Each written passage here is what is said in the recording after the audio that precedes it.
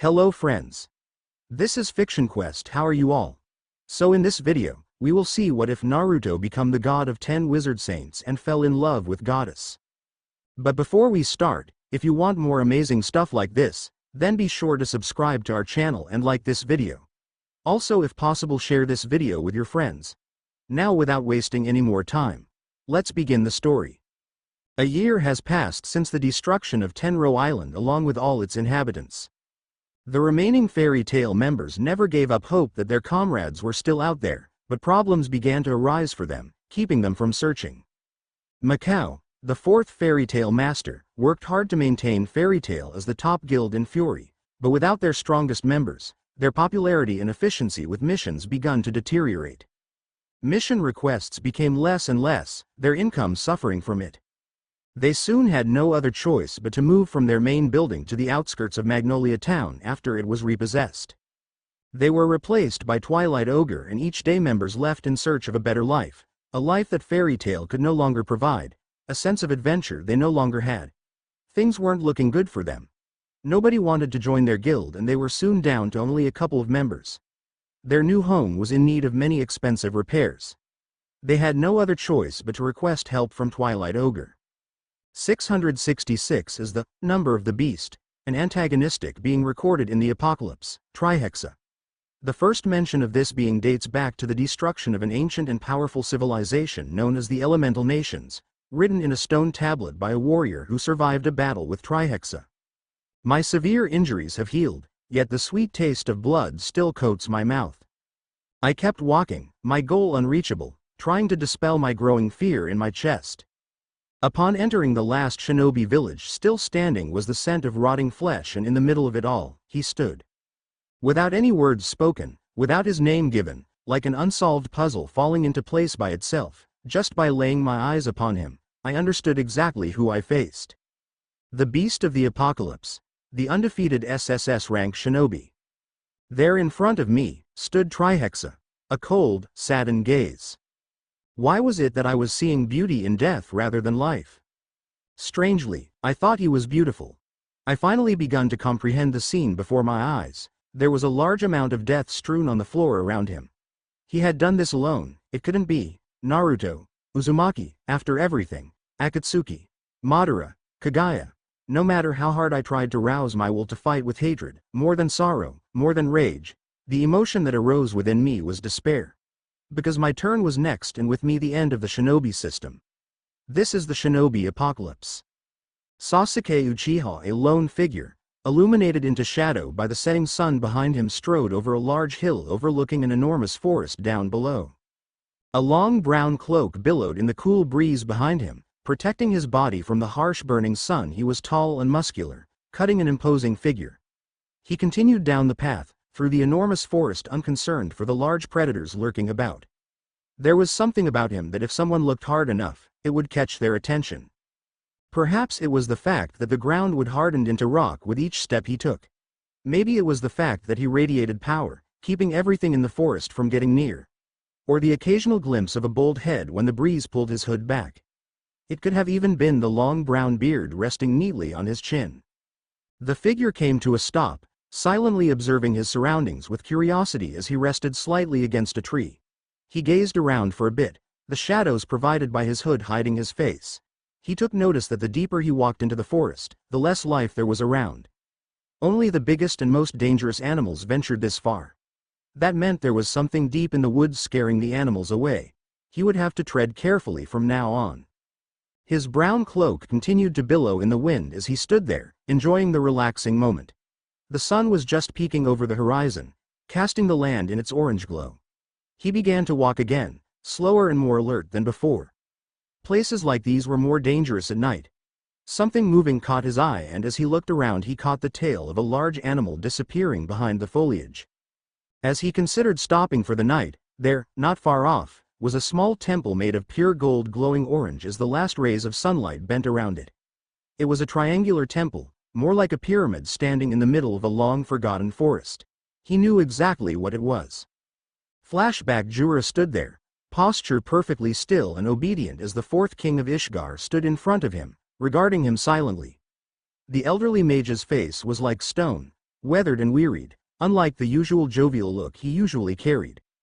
Though he was always humbled about his power, Jura knew that the gap in power between him and Ward was vast, no matter how hard he trained to reach that level. Jura Nikis, the fourth said. His face looked grave and tired, signs on little sleep. Whatever it was must be very important if it kept Ward up at night. He was very nervous about whatever it was he was called here for. Anything that got the attention of a king of Ishgar was something to worry about. I have a very important mission for you.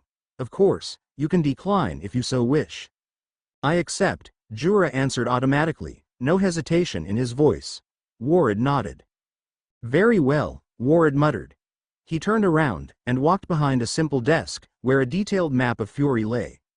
It had places marked that Jura knew where not in a regular store. Ward studied the map for a few seconds, before pointing at the southernmost forest in Fury. Jura, you will travel to this forest. Deep within the forest you will find a temple. I need you to bring back the person that lives there. Why? And who is that person that lives there? Jura questioned, wondering why someone would live so far away from civilization. Because I believe we will need his help soon, Ward answered casually. He then looked up at Jura, a small smile on his face. As to who he is, well, he is the founder of the 10 Wizard Saints, Trihexa.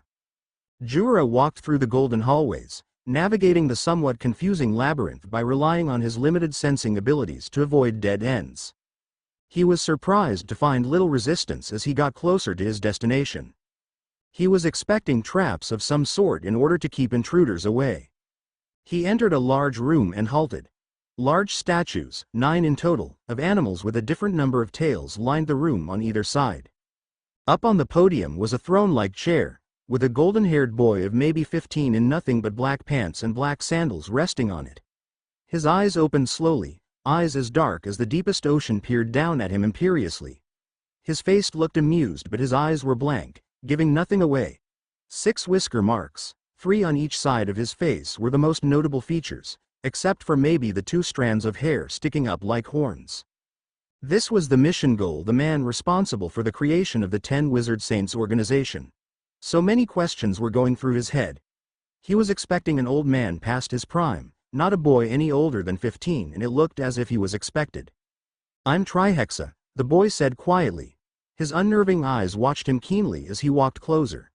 I am the god of Ishgar, protector of the realm of Fury. Why are you here?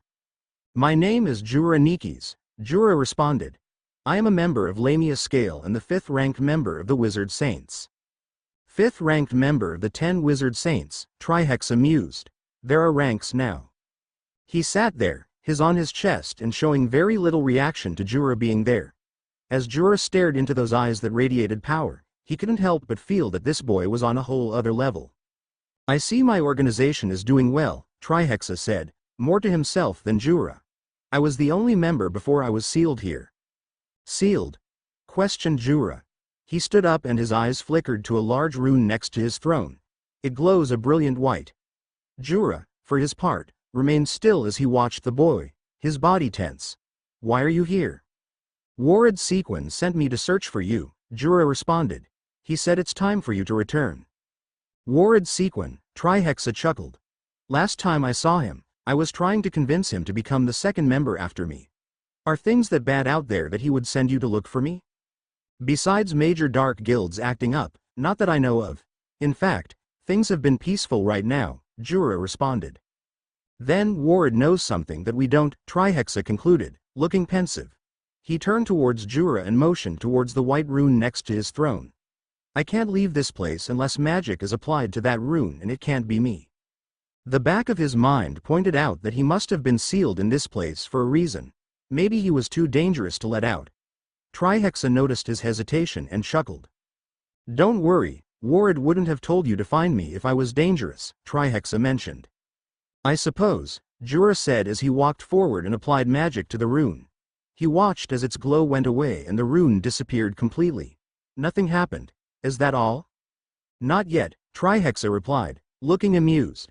Now what? Jura asked, looking at the golden-haired boy. It was at that moment his world turned black. How do you feel? Bored blue eyes looked across at brown ones. Jura was leaning against a tree when he woke up in the middle of the night and he stared at Trihexa curiously. The moon was shining brightly and the stars were out. His body was okay. Nothing was broken and no signs of any attack. He still had a small headache, but he guessed it must be the cause of whatever knocked him out. He stared at his body for a second, studying it up and down before looking back up at the blonde-haired teen with two horns like spikes. "I feel all right, I guess," Jura responded. The sky was bright and clear above him, giving him an unobscured view of the constellations. On nights like these, he would go out and meditate, or take a break from doing missions to enjoy the night. He turned back to look at the only other person in the clearing. "What type of magic do you use?" Trihexa chuckled at the question, turning his head to look at the bold monk-looking man amusedly. "None. I can't use magic." "What? Impossible," exclaimed Jura, looking at Trihexa with astonishment. "I would have guessed you could have at least used some form of magic. It's impossible to protect Fury from her enemies without magic." "Maybe here, in Earthland it's impossible," Trihexa agreed. "Not where I come from." "And where do you come from?" "From a faraway place at the end of the world," Trihexa replied. "The common source of power there was chakra, an energy source from within the body. That is what I use and that is what I protect Fury with." "Is it similar to magic?" Jura asked. "In many ways they are similar, but in other ways they are far more different. From what I have seen, chakra is more about finesse and power, while magic is more about versatility and power. That is not to say magic is not about finesse, likewise chakra is very versatile." "So which one is more powerful?" Jura questioned, curious about what he had just learned. "Neither. It all depends on the user in the end." "I guess that's true," Jura agreed. "So what do we do now?" "You found me, so your mission is over," Trihexa responded. "Now you lead me back to Ward." They got up from where they were resting, quickly moving down a steep hill that would lead them towards a road or something.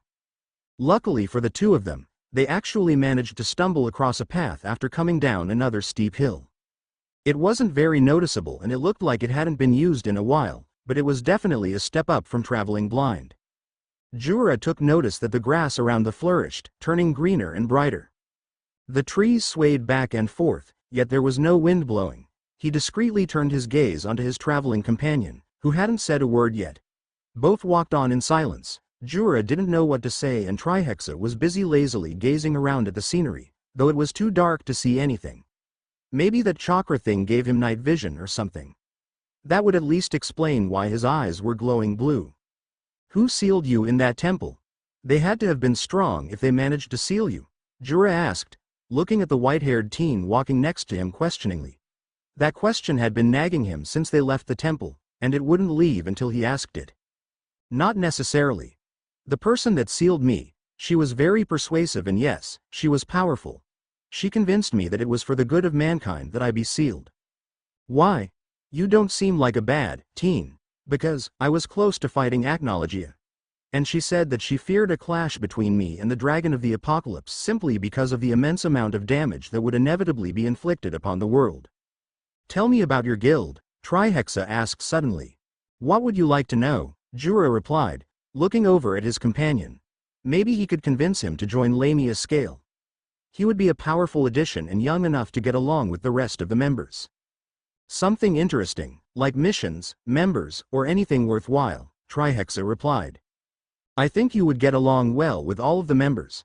Prepare yourself for a long talk, because it will take a few days to reach my guild, Lamia Scale by foot." Trihexa nodded slowly. It made sense. Mavis had taken precaution to seal him away far from civilization, leaving only vague clues to his location. He needed to meet up with Ward as soon as possible, but fate had decided that would have to wait as a presence behind him made itself known. "You know, we never got to meet properly in my time, but somehow you were the only one who managed to survive." Trihexa turned with a bored look on his face. A figure emerged from the shadows, black hair on the right and light gray hair on the left with a high ponytail reaching midway down his back. His right eye is missing, replaced by a long jagged scar while a curved tattoo was around his left eye. Trihexa. "I wonder how you know me," Trihexa remarked, looking at the man curiously. "I don't suppose you came here to talk." "It depends on whether you are willing to answer a question I have." Trihexa just edged his head to the side, looking interested. It depends on the question. The man just stared dispassionately at him. But I'm more interested on how you know about me. Let's just say I know a certain someone who happened to have access to some information about you. Trihexa snorted in amusement. There were clues left behind about your location. I was smart enough to figure it out. The king perhaps, considering he is the only one with access to the little information they have about me, Trihexa concluded. Perhaps, the man answered. I can be persuasive. I suppose, Trihexa responded, no longer interested in talking to the mysterious man. Tell me, are you in league with Acnologia? Asked the man, anger seeping through his words. The shadows reacted to the man's anger, converging around him in a swirl of darkness. I see no other way you could have survived against him. Trihexa chuckled at the question. I have no idea what you are talking about, since I have never fought that overgrown lizard. But did you ever consider that if I did, I am powerful enough to survive? Impossible. No one can survive against Acnologia, not even dragon slayers, Rogue exclaimed, losing his composure for a second. BTO defeat that dragon and then I will be the supreme ruler. So you are a bad guy, Trihexa concluded simply, not looking surprised at all. I suppose from your point of view I am, though I care little for what others think. I like to think myself a revolutionary. Trihexa looked thoughtful at the man's words, thinking they sounded familiar. There were a lot of revolutionaries back home, so probably from one of them. You're a threat to my plans. You are an unknown to me, considering I know nothing of your powers. But then again, you know nothing of mine, so doesn't that make us even? If you say so, Trihexa said, letting out a sigh as he took a step back. I was hoping to avoid a confrontation altogether. That's not going to happen, unless you swear allegiance to me. Trihexa simply raised an eyebrow at that. Unfortunately, my allegiance is only to the King of Fury, Trihexa stated. Rogue nodded his head. I suppose your answer was to be expected. Trihexa said nothing, silently analyzing his opponent. From what he can tell, the man seems confident in his abilities, and if his claim about defeating Acnologia is anything to go by, and if his words hold some truth to them, then this will not be an easy battle. I will not underestimate you. From the stories I heard about you in my time, you have yet to lose a battle. My name is Rogue. Know this, today your defeat will come by my hand. You will be the first obstacle in my way to my supreme rule I deal with. Trihexa simply nodded. Very well. Trihexa disappeared in a blur, appearing within a fraction of a second behind his opponent. No warning was given and no sound was made. One moment he was there, the next he wasn't. Rogue had no time to react, his eyes slightly widening in surprise by the display of speed. He barely managed to lift both his arms in order to block a kick to no avail. He was lifted off his feet, his arms breaking in the process as he was sent crashing to the ground with terrible force. A crater was formed from the impact of his body, a dust cloud obscuring him from view. Wind release. Pressure damage. Trihexa finished through a series of hand seals in a blur, looking to finish the fight as quickly as possible. He extended his hands out towards his downed opponent, gathering massive amounts of air from all around the area, the winds howling in the process. His body glowed silver as he added more chakra to his technique, increasing its power and speed. Rogue tried moving out of the way, moving sluggishly as the pressure around the area increased tenfold, the air rippling with the power of an unrestrained tornado. Rogue's eyes widened at the attack. A resounding boom echoed throughout the whole forest, scaring all life away from the battle as the wind technique, now highly compressed into a dome, was instantly displaced in an explosion of high-speed wind. The shockwave of air spread out in all directions, uprooting trees from the ground and caving in the ground underneath where Rogue was. How annoying, Trihexa remarked as he felt Rogue disappeared from the crater before the technique could finish him. From the corner of his eye, he saw a moving shadow on the ground coming towards him, moving quickly. He jumped away as a hand reached out for him, darkness gathering around it. Rogue's upper body emerged from the shadow, his hand extended towards him.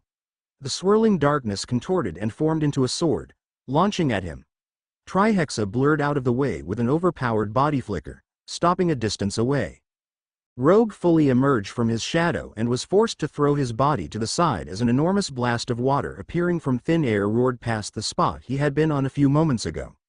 The sheer raw power coming from Trihexa was enough to make him take a step back. He was forced to move out of the way of another deluge of water. The speed and force of the attacks was just tremendous. Considering there was no source of water nearby, he landed a distance away. Trihexa formed a series of signs.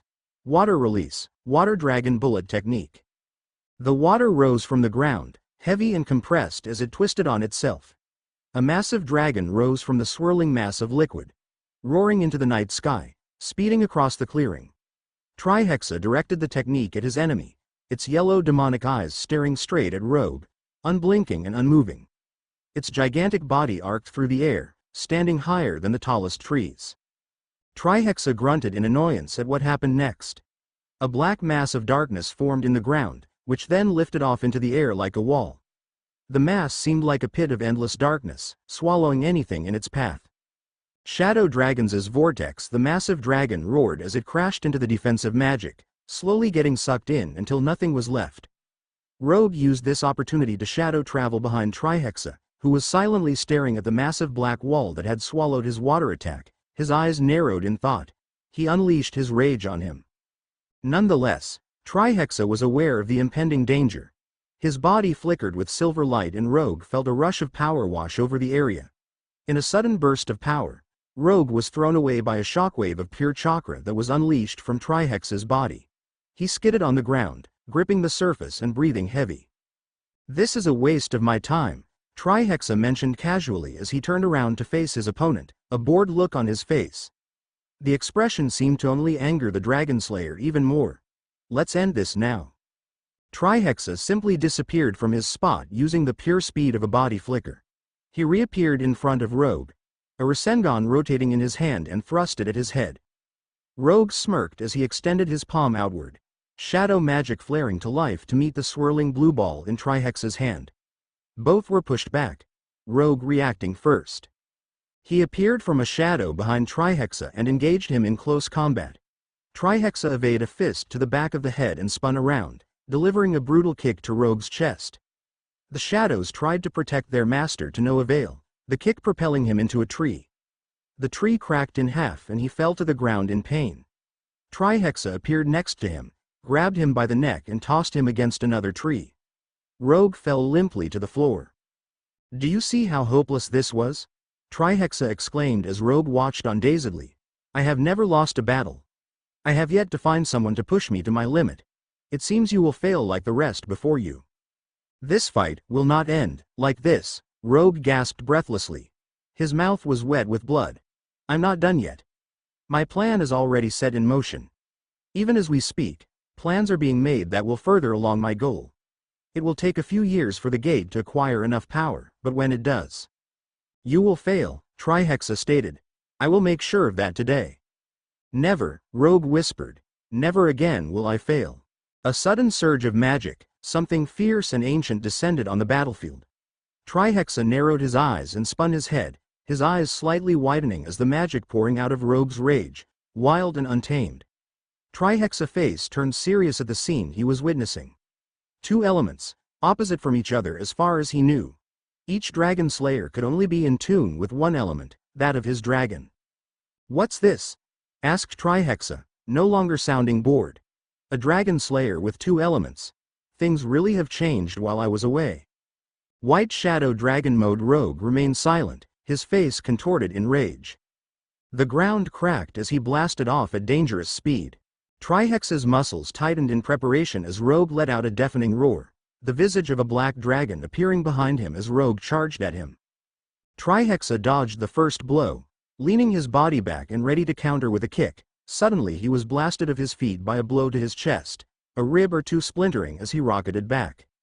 A green glow appeared where the blow had landed, healing his injuries within seconds. Around his fist, chakra meeting magic in a battle for dominance. The air howled and contorted as the two powerful forces clashed and the ground trembled and shook. Trihexa was pushed back slightly for the first time during the fight, his face set in annoyance. Trihexa grunted in pain as a kick fractured his arm, bending it back in an unnatural way. A green glow appeared again, healing the wound almost immediately. Two beings, masters of powerful and ancient powers, met in a blur of punches and kicks. Silver light flared to life as Trihexa used his pure chakra to meet Rogue's powerful blows. The air rippled and twisted with each force of the blows and the ground cracked under the pressure. Trees were leveled, large stones reduced to dust with each kick and punch. Trihexa backed up, his body not being able to withstand the new magic Rogue was using. Trihexa analyzed the situation. His body was not yet in peak condition, his magic was at an all-time low due to inactivity, in comparison to before anyways. He was not at the height of his power yet. If he had to guess, he was cage level right now. "You're so young," Rogue said, glaring at Trihexa, "and so powerful, but you see now? This is my full power, the White Shadow Dragon's power. What is your goal exactly? The earth will crumble, the skies shall burn, and the flames of light shall be extinguished, for I will be the Dragon King. The Emperor born from the Dragon King festival." Using the distraction brought by his question, Trihexa fully immerse himself in the endless and vast ocean of nature chakra, the purest and most untainted power in the world. A rush of power coursed through his body, his heart pumping furiously, adrenaline and chakra flowing freely. His muscles thickened and tightened, and his senses were maximized beyond human capacity. It felt as if he had reached another plane of existence. Trihexa chuckled in amusement as he looked at Rogue. This power, this strength, and because of his low chakra reserves, it was an imperfect senjutsu mode, yet even then to crush his enemy, he would only have to scratch the surface of it.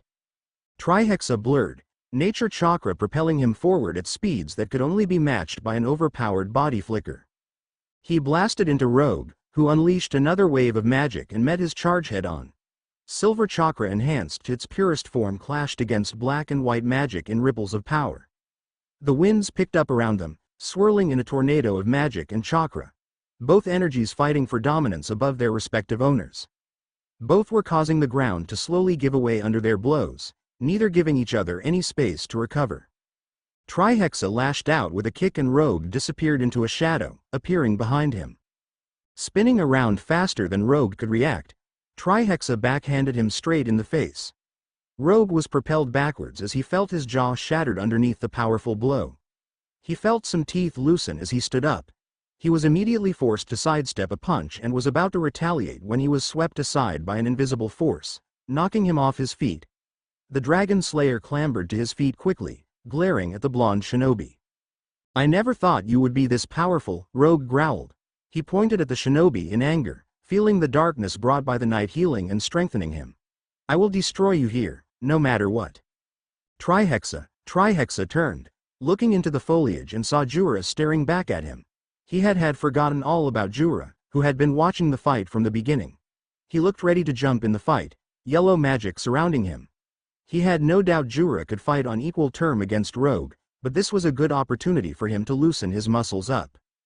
"Go," Trihexa said, turning back to his opponent, his powerful chakra beginning to swirl around him like a miniature storm again. "Get away from here as far as you can go. I will find you after I've taken care of him." Jura nodded and disappeared back into the forest. Trihexa could feel him getting further away. White Shadow Dragon's rough silk beams of light and shadows flew towards Trihexa, multiplying by the second into hundreds, then thousands until they were uncountable. Trihexa flew through several hand signs, hastily putting up a barrier. Wood release. World of trees while hundreds of wooden branches blasted from the ground, tearing earth and stone to form a net-like wall. It branched out in seconds, standing tall and wide and thick enough to protect against most attacks. The wood glowed silver for a fraction of a second as Trihexa added nature chakra to his technique, strengthening it beyond its normal capacity. Rogue's attack exploded against the wooden barrier, blasting some parts to pieces. Splinters and large pieces of wood flew everywhere, but the defense stood strong, taking the brunt of the attack head-on. Trihexa darted forward in a blur, taking advantage of the distraction and appearing beside Rogue, punching him in the face. Rogue reacted immediately, blocking the punch with his hand and jumped back to gain some space. It was a mistake as it gave Trihexa time to flip through more hand signs. Wood release. Nativity of a sea of trees, a vast forest emerged from the ground in seconds, hurtling towards Rogue at tremendous speed. The entire ground shook as an entire forest descended on the Dragon Slayer, who retaliated with his own attack. Beams of light and shadows shot past him, clashing against the forest to no avail. Small explosions tore trees apart, but they grew as fast as they were destroyed. Rogue could only watch with trepidation as he was crashed under the mass of trees. Trihexa appeared in front of Rogue, who was crushed underneath enormous roots, his body broken and torn apart. Large bursts of magic would sweep the area, a futile struggle by Rogue to push the large roots off his body. His head must have been hit hard if he didn't realize that he could have escaped by using that shadow travel thing of his. Rogue looked at him with fear, his struggle growing more frantic with each second Trihexa stared at him. "You were a worthy opponent," Trihexa stated, looking sadly at the broken dragon slayer. "But it was inevitable that I would stand in your way. I am the protector of this realm. I will honor you with finishing you off with one of my strongest techniques." Trihexa, Rogue voice came out harsh and raspy as he struggled to speak. "My real name is Naruto Uzumaki. Goodbye, White Shadow Dragon Slayer. Behold one of my most powerful techniques." Rogue watched with complete astonishment as the entire clearing began to shine silver. Trihexa's chakra saturated the whole forest in a miasma of raw and primal power. Trihexa himself disappeared under the brightness of the pure silver light as it lighted the night. He then clapped his hands together. Secret art. The light suddenly stopped and it seemed as the world stood still, as if holding its breath. Trihexa slowly opened his hands, a bright orb of silver light pulsating like a heartbeat. He lifted his hand straight up, pointing at the night sky with his index finger, the orb pulsating above it. Illuminating heaven, the world was engulfed in light as a horn boomed in the distance as if signaling the start of the apocalypse. The light dispersed in all directions like a wall, the otherworldly light going on and on forever, washing over the entire land like a miniature sun. Trihexa's golden hair was flying as he stood in place, radiating power unlike anything Rogue had felt before. The land was gone, the forest and mountains and everything for miles reduced to dust. Nothing remained but a desolate wasteland. So this is how he survived, thought Rogue. And here I thought I could beat him, thinking that he would be weakened from being sealed for so long. I should have left him alone. It doesn't matter, even without me, when the portal is opened, the dragons that come through will take over. Rogue let darkness take over. After his release and the battle with the Dragon Slayer, nowhere his prison lay in ruin. And traveled northeast towards the northernmost mountains of the land right at the border between Fury, Seven, and Bosco. This part of the kingdom was mostly uninhabited, the area still primal and untamed. 400 years ago, before the creation of guilds, the people of Fire Village had called these lands home. It had been a dangerous place for someone with no affiliation to Fire Village to travel, and many had disappeared without a trace, never to be found again. The birth of thousands of demons by the black wizard Zareth and the creation of Nirvana by an ancient civilization had forced the mages of Fire Village to close off Boundary Forest to any outsider, setting up traps and extremely complex runes that still lay active to this day. Some historians speculated that they were trying to protect something or someone, but it was never confirmed. In time, the history of this part of Fury was nearly forgotten and dismissed as simple stories told by travelers from this area.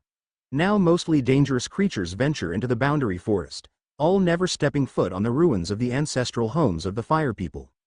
Whether it was a defense mechanism set up to keep outsiders away or if it was some form of magic from a long-forgotten past, the forest seemed to be alive and aware of its surroundings, almost sentient. Ghostly apparitions would come and go, far too quickly for a normal person to realize what exactly was it they saw. The trees swayed back and forth in rhythm to non-existing wind, whispering about the intruder walking within their border. Subtle illusion would be cast on Naruto in an effort to fool his senses, to lose his sense of direction.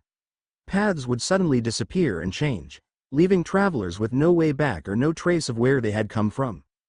The forest itself was trying to lead him to the traps hidden within itself, trying to keep him there forever.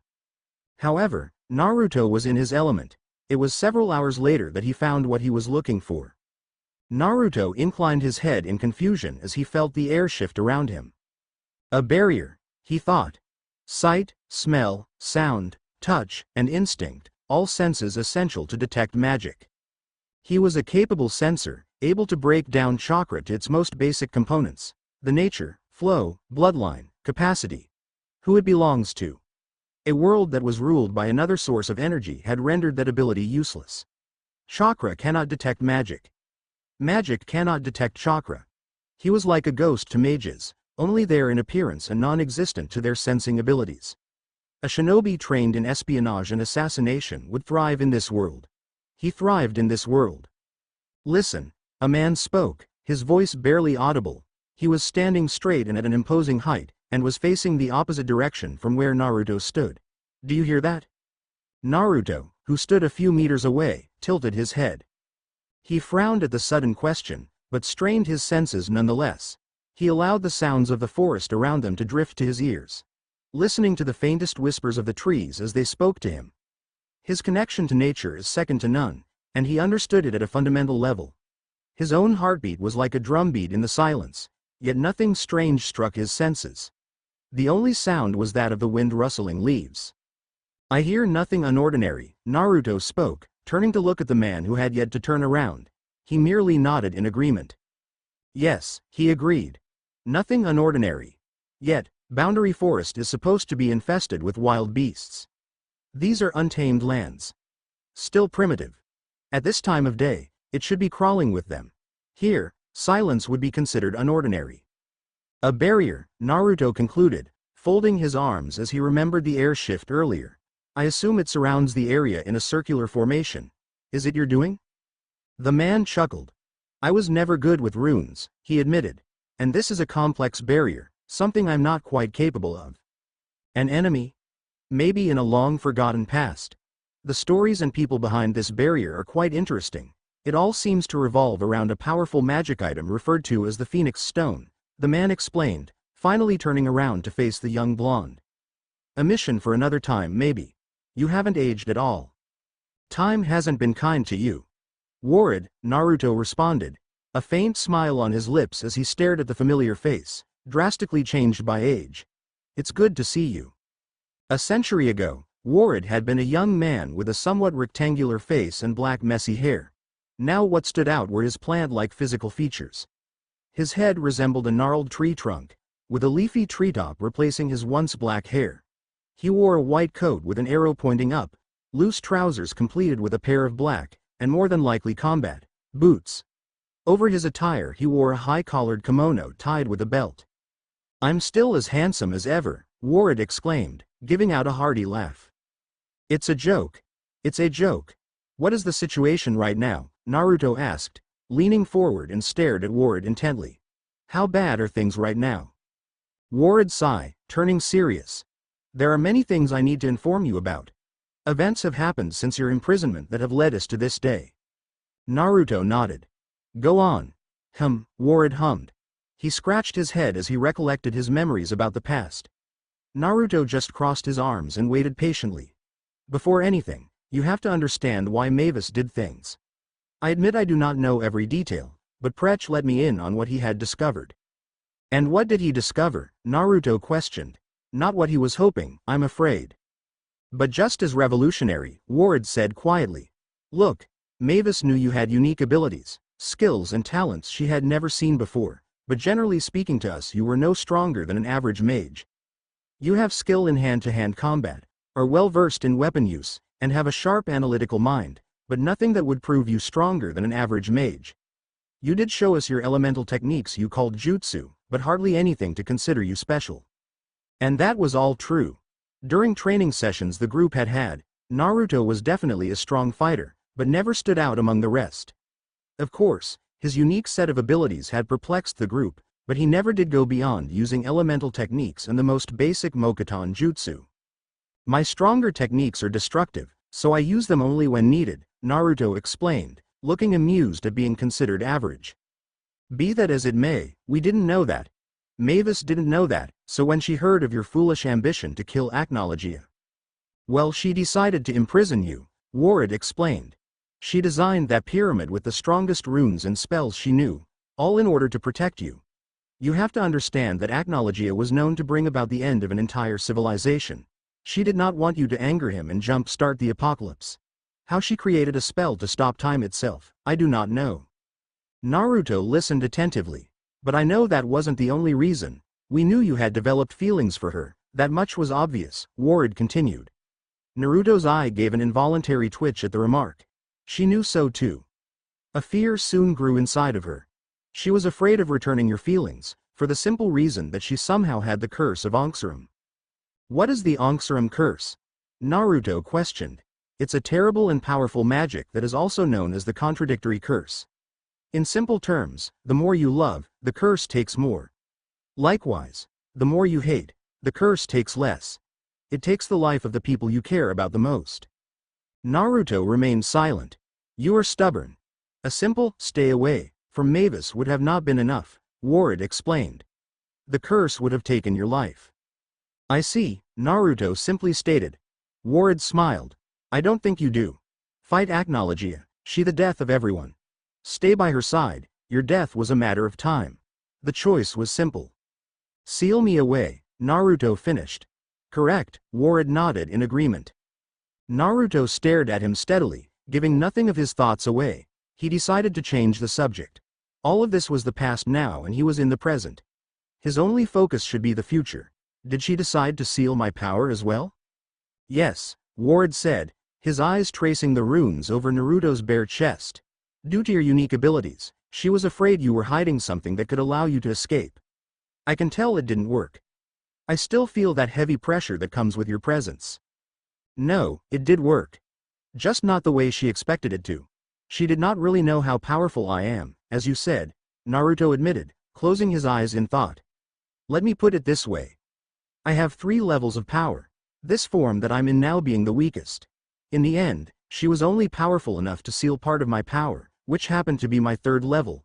Unfortunately, she did it in a way that only she can unseal it, meaning that I'm stuck like this for the time being. I'm afraid you will be like this for a long time, if not forever, Ward said solemnly.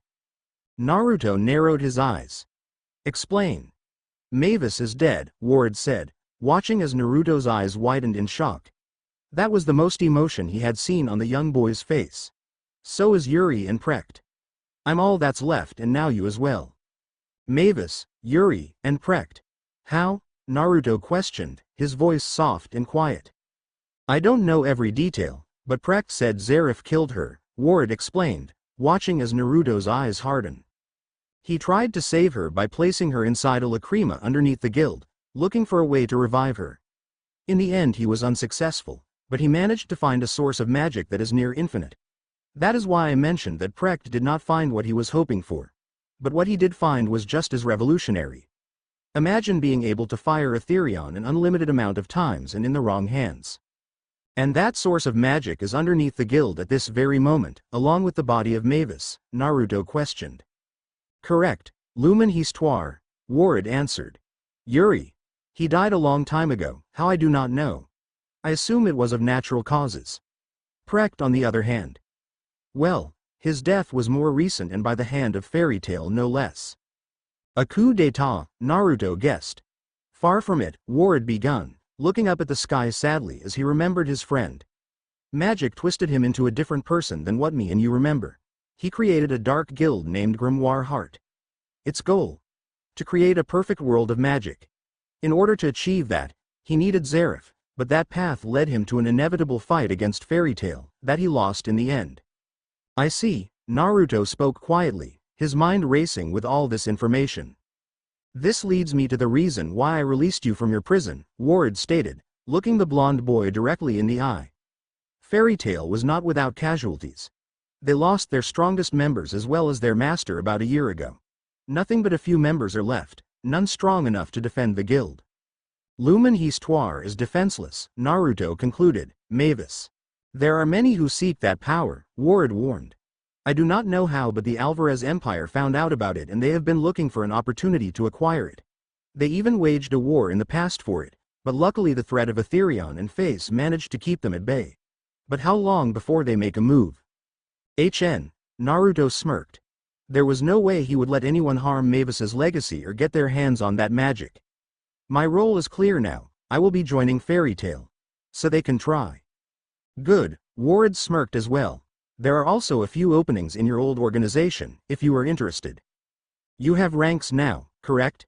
Naruto asked. Jura mentioned it. Jura, huh?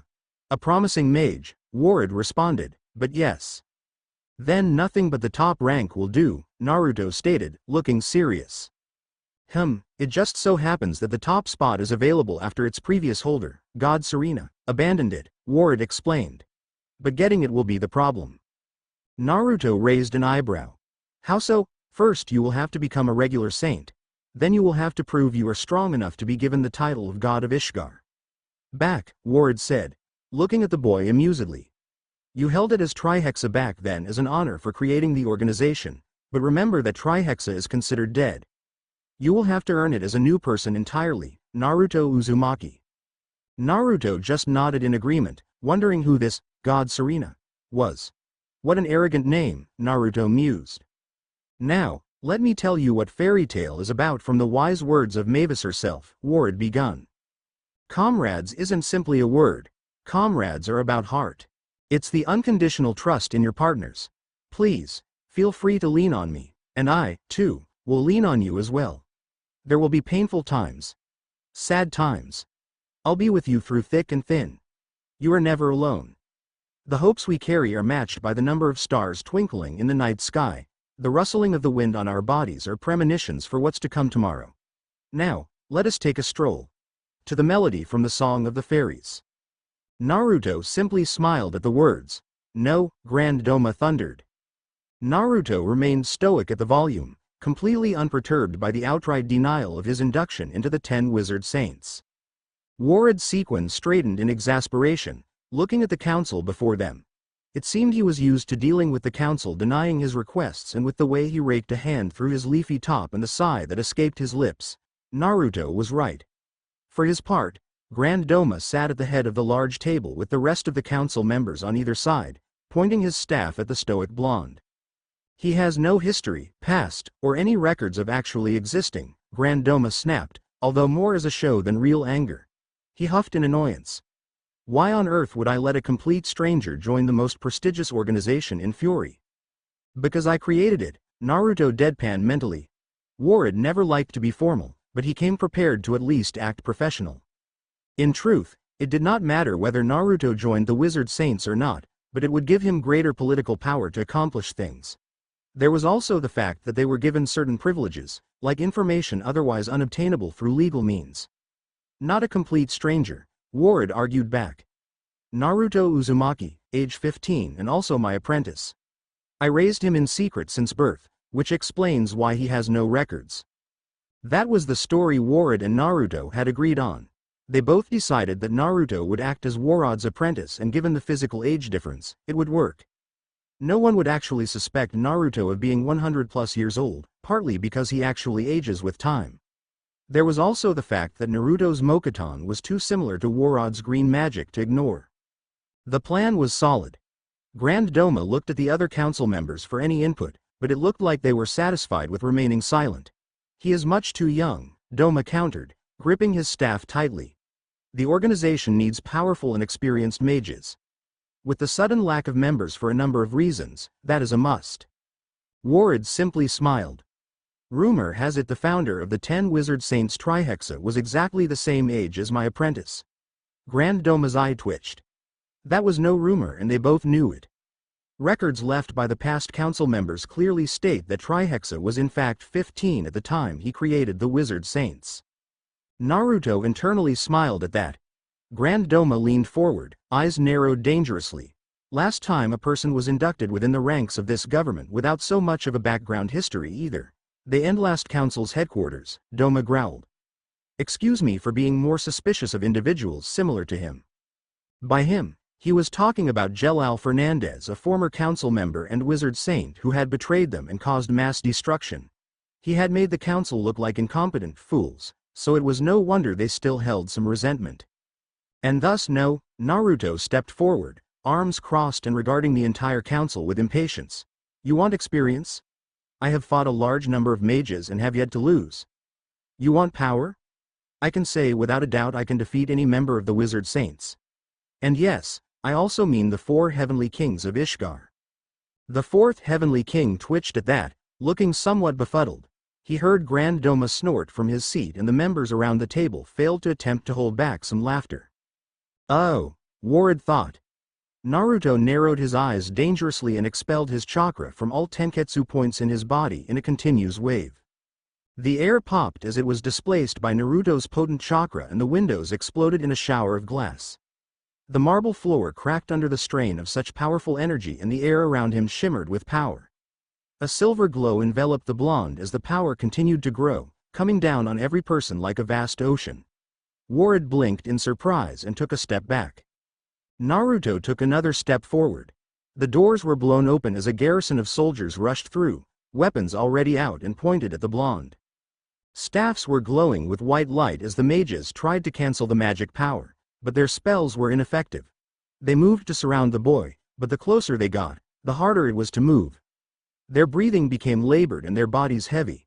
They never realized they were losing consciousness before they were on the floor knocked out cold. The council members were frozen with shock and fear, but Grand Doma stood strong, proving why he was the leader.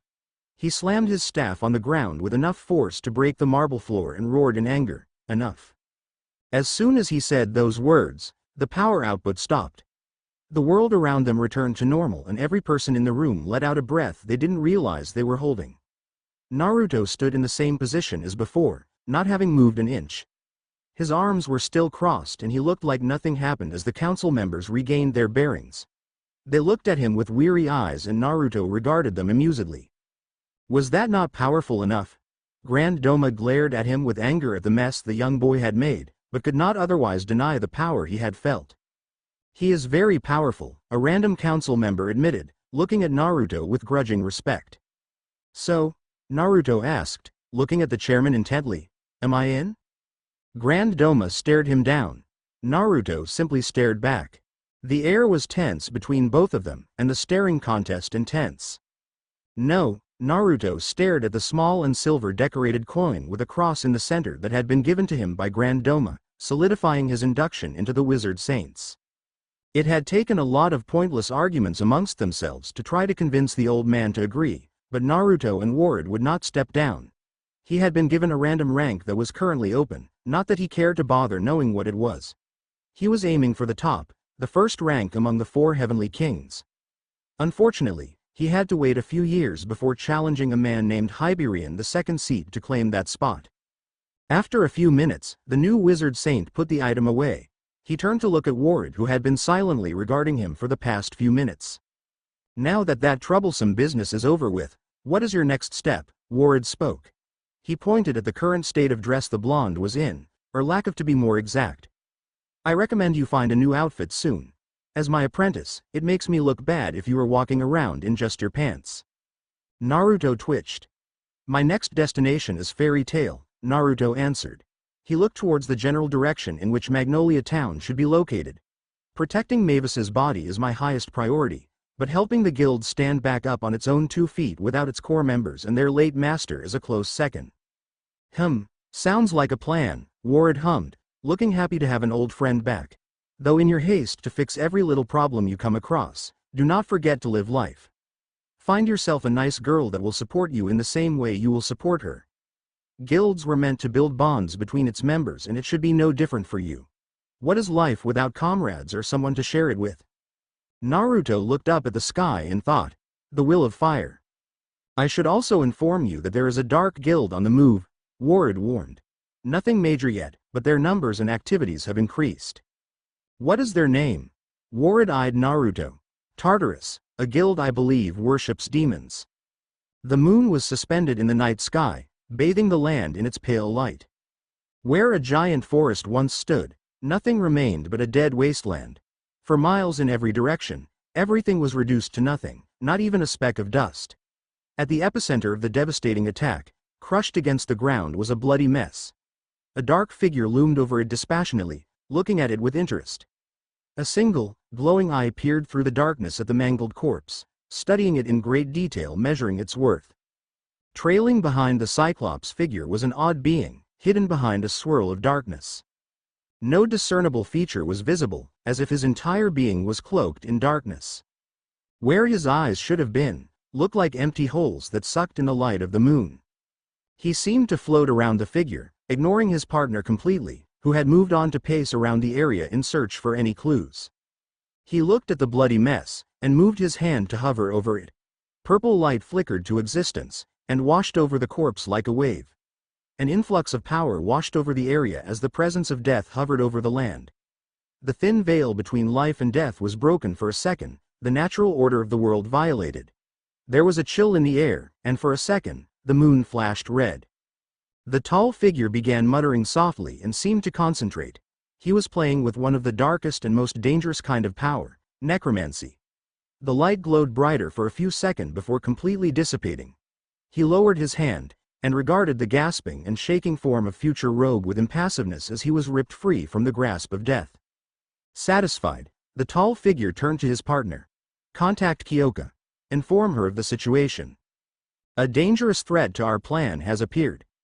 Naruto smiled brightly as he spun in place, watching as the world around him turned brighter, happily grinning as it responded to his will. Sarutobi Hiruzen watched on from nearby, a light smile on his face as he watched the small child play around. "Gigi, Gigi." The old man walked over, bending down to place a comforting hand on the boy's shoulder, with that same warm smile that always made Naruto feel safe. "Yes, Naruto-kun." Naruto just giggled and stretched his arm out, Sarutobi watching in fascination as a small flower seemingly grew from the child's open palm. He was witnessing chakra in its purest form, untainted and untouched by the malice of the world. How ironic for the very child that is regarded as a demon to have the ability to create life. That is what Mokuton is, the very definition of Yang chakra. But how long before such a pure power was turned into a weapon? Naruto trembled in fear, back pressed hard against the wall of his small apartment as he regarded the shinobi standing before him. He couldn't utter a single word or scream out for help. Gigi was too far away to hear him and no one else would come. Lightning flashed outside and he caught a glint mask on the man's face. Kunai gripped tightly in his hand. Tears streamed down his cheeks as the shinobi stepped closer, saying something that was lost to him. A whisper inside his head spoke to him. "Let me help you, I can help you." Rage ripped forth from the deepest part of his mind, boiling hot as a miasma of power erupted from his body. One emotion stood out above the rest, above the fear, the anger, and sadness. Hatred fueled and controlled the corrosive red chakra that poisoned everything it touched. There was a large explosion of chakra and fire, then he knew nothing. "Naruto, Naruto, talk to me. Who are you?" "I'm you, the darkest part of your being. A manifestation of all the hatred you have buried. I have been with you since the beginning." "Since the beginning? I'm the only one you can trust? What about Gigi? Where was he when that shinobi tried to kill you? I helped you, I saved you." "What's your name?" "I don't have one." "You can't not have a name. Everyone has a name, you need a name." "Then how about Trihexa?" "Yeah, I like that. Call me Trihexa." "Trihexa. I'm your salvation." The following morning, with the sun suspended high up in the sky above a clear sea of blue burning hotly on the summer day, Naruto sat on the rooftop of a tall building that gave him unobstructed view of the famous guild across the street. Disappearing with a blur, within half a second Naruto stood in front of a large and rather plain-looking structure built from mostly stone and wood and that stood 2 stories high. A dark banner inscribed with Lamia Scales symbol DD above the entrance to their headquarters bearing down for everyone to see. Looking left, upon a rocky formation next to the entrance was a stone statue of a Lamia, a mythical creature with the upper body of an alluring, bikini-clad woman, and a large serpentine tail from the waist down in place of legs. He walked forward and pushed the door open, entering the place for the first time. The room was large, clean, and full of Lamia Scale members. There was a bar in one corner of the room, tables and chairs beside it, full of laughing and overall loud mages. "Welcome to Lamia Scale," a feminine voice called out to him. Turning his head left, walking towards him was a fair-skinned girl with blue eyes. She wore very revealing clothes that left very little to the imagination, with her pink hair flowing behind her loosely, held back by a black headband with cat ears pointing up. "How can I help you?"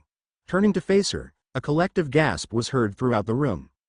Naruto was tall for his age, at 15 standing at an impressive 5 feet 9. He had yet to stop growing, his estimate by the time he got to the age of 18 being a little above 6 feet, a respectable height. His hair had grown out to be a bit longer than his old man's, spikier, wilder, and closer to golden than yellow. His eyes were the same deep blue they have always been and were slightly obscured by his bangs, and his 3 whisker marks on each cheek as prominent as the day he was born. He now wore a sleeveless orange hoodie, with black shorts and a pair of black sandals. a normal civilian look for the moment until he custom orders battle gear. A silver medallion gleamed under the artificial light of the room, gaining the attention of every single person present. Naruto glanced their way, watching their reaction range from surprise, to admiration, and even fear. He glanced back at the girl who welcomed him and watched in amusement as she seemed to shrink under his gaze, her earlier happiness turning to shyness. He immediately concluded that besides Jura, they had never met another saint before. Naruto smiled slyly. Hey, you could help me with a lot of things. The girl could only blush at his words. But right now I'm looking for someone, maybe you can help me with that. The girl nodded in response. I'm looking for Jura, Naruto said, his voice coming out smooth and even, giving nothing of his amusement away. Is he here? Oh. Yes. I just saw him not too long ago, she replied softly, now only a small rosy blush dusting her cheeks. She signaled a random guy, who simply nodded and got up to no doubt inform Jura he was here. I'm sorry for asking, but how old are you? 15, Naruto replied. You're so young, she sounded impressed, and yet you are a wizard saint. And it was impressive. The organization was the pride of Fury and renowned throughout the world. It was a prestigious and secretive branch of the Magic Council, and perhaps the hardest to join. Cherry, from what Jura told her, knew that to be a member you have to stand out among the thousands of mages in the kingdom, but they were so rare that only 10 were ever chosen out of the hundreds that apply each day. That meant that this boy 2 years younger than her was on the level of Jura and one of the top 10 in the country. She could only imagine what kind of monster he would be as he grew older. The founder was said to have been just as young. Jura spoke up knowingly as he appeared from a door to the back. Isn't that right, Naruto? Naruto cast a bored eye on Jura, more interested in talking to the pretty girl at the moment. I wouldn't know. Jura paused, a rumbling noise reaching his ears. Have you eaten yet? Jura asked. Not yet. Cherry, would you mind? Jura asked kindly. He must have had a long journey. Naruto's ears perked up. Cherry, so that's your name? Fitting. Cherry nodded. She directed Naruto and Jura to an empty table isolated from the rest and left. Naruto took a seat and waited for Jura to settle down directly across from him. I assume you already spoke to Warad-sama, Jura started. He took the drink offered to him gratefully from one of the barmaids and Naruto simply nodded in thanks. That's why you took a while to get here. Naruto leaned back in his chair, a hand behind his head and the other one holding his drink. Yeah. He was looking around the place, watching all the people in it interact. So this is a guild, huh? Pretty cool place you got here. A bit crowded though, and loud. Jura smiled lightly. I have a feeling you aren't here to talk about my guild, Jura questioned.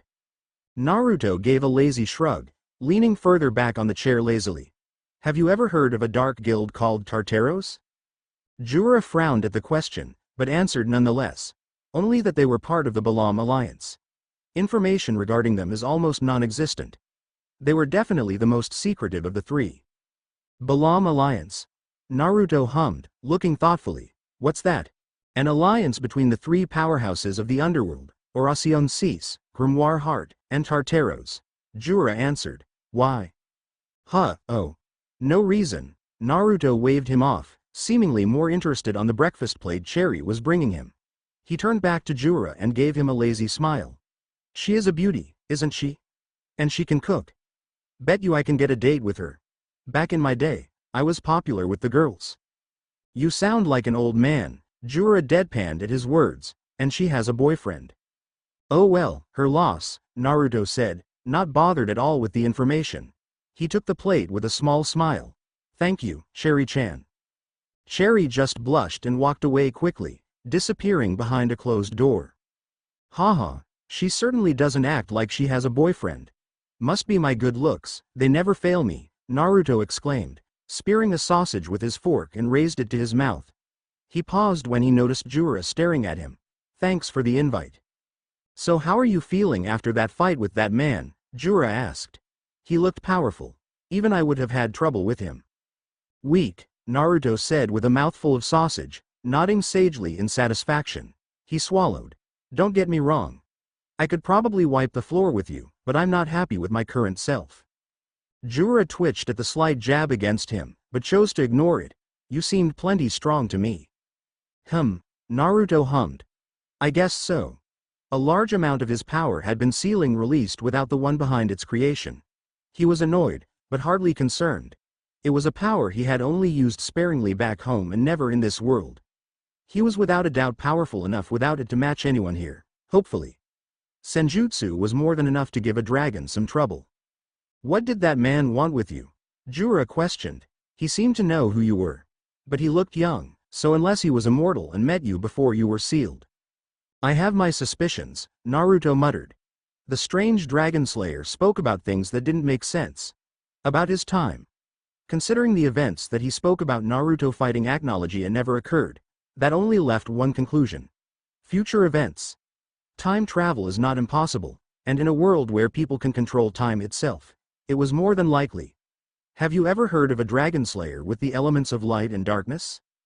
Jura nodded. Not a single dragon slayer, but two.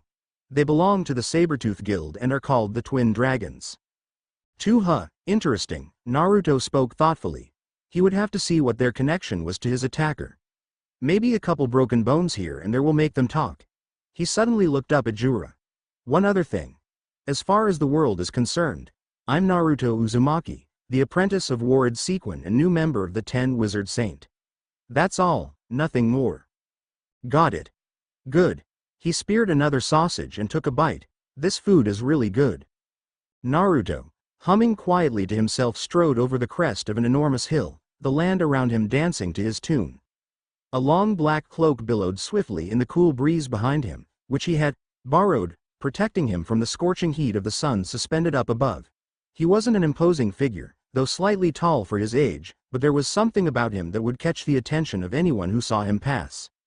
Perhaps it was the glinting silver medallion attached to his chest that would shine brilliantly whenever it caught a ray of light, for anyone that caught a glimpse of it would recognize the insignia in the center immediately. It represented authority and power, and it was highly respected by both civilians and mages alike. More than likely though it was the fact that he looked no older than 15 and yet was already part of that organization. Naruto came to a stop, resting slightly on a large rock that surprisingly was underneath a giant tree that provided a large area of shade. How convenient. He gazed around for a moment, enjoying the scenery of a vast land full of life and large hills standing tall like mountains. He closed his blue eyes as a cool breeze swept the area, his bright golden hair falling around his face in long spiky locks. He enjoyed the view around him of vast fields of green stretching further than the eye can see, bringing back memories of what Konoha had been like. His cloak continued to billow as he stood up, ready to continue his long trip. The sun was still high up in the sky, so he had no doubt that he would make it to his destination before day turned to night. He would have to return to this place someday, if only to enjoy the peace and quiet. A fond smile began to grow on his face, stretching out his whisker marks as he thought back to a certain place that had been just as relaxing as this, if not more so. Good morning. You are finally awake after 5 days of being bedridden. How are you feeling? A young blonde looked up with a confused look that held both apprehension and suspicion at the unfamiliar voice. High-pitched voice, female, and by the sound of it about my age. Threat level no, chakra non-existent. Unfamiliar territory inside. Look for all possible exits. I feel fine. Did you nurse me back to health? Naruto finally got a good look at the owner of the voice. I'm glad, and yes I did. Please make sure that if you need anything or if you have any questions or concerns, feel free to ask me. Okay. She was indeed young. Long wavy, pale blonde hair that reached down to her feet, a single strand poking upwards. Her large pupilless green eyes were observing him intently with such innocent curiosity that it caught Naruto slightly off guard. Those were not the eyes of an enemy. Thank you. The young girl's eyes widened in understanding. I'm Mavis Vermilion. Naruto nodded slowly in contemplation, not recognizing her name. There is something I want to ask you. Naruto motioned for her to continue with a small hand gesture. Your body. It rejected every healing spell I casted on it, but it seems to have gotten better by itself without my help. Naruto raised an eyebrow at that, looking closely at the girl beside him and felt for her chakra. Spell? Yes. My magic spells did not work on you, something seemed to reject them.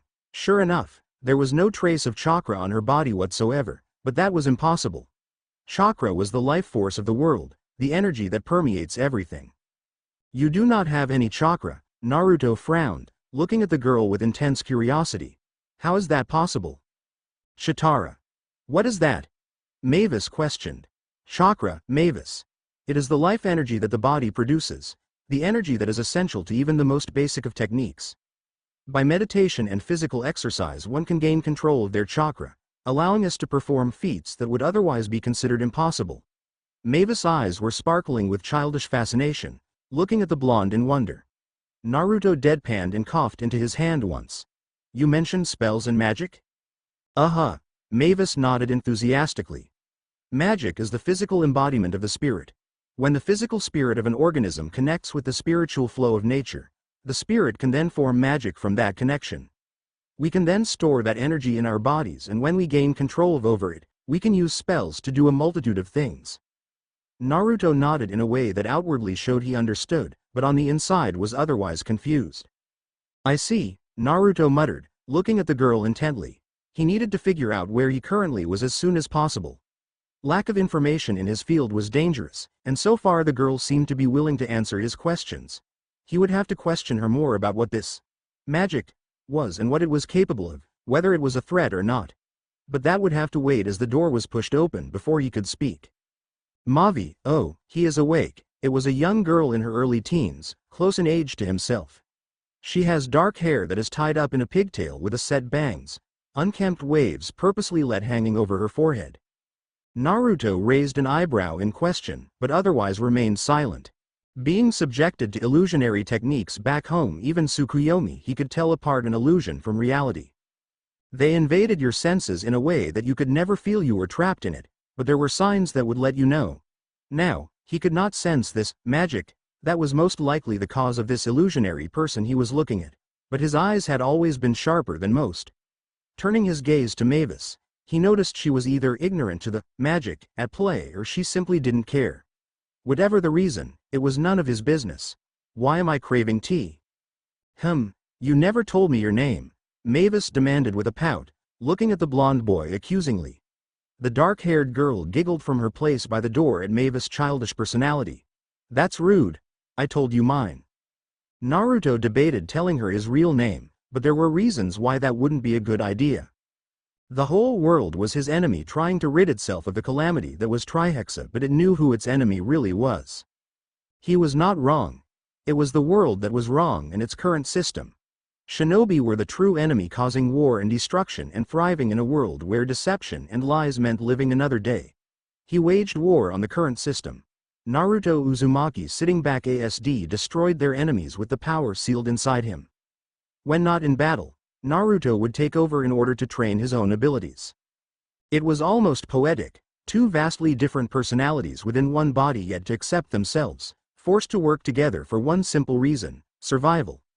Trihexa, full of rage and hatred, was fully compatible with the Nine Tails' corrosive chakra, destruction incarnate. Naruto, compassionate and loyal, had the full power of nature at his disposal as his Mokuton grew stronger. The elemental nation was hopeless when faced with a Naruto who fully accepted his dark self, bringing the full power of the Nine Tails and Hashirama together to create something inconceivable. That's right, he was Naruto Uzumaki, Jinchuriki of the Kyuubi and heir of Hashirama. Trihexa was just a manifestation of his own weakness, protecting him while he learned to protect himself.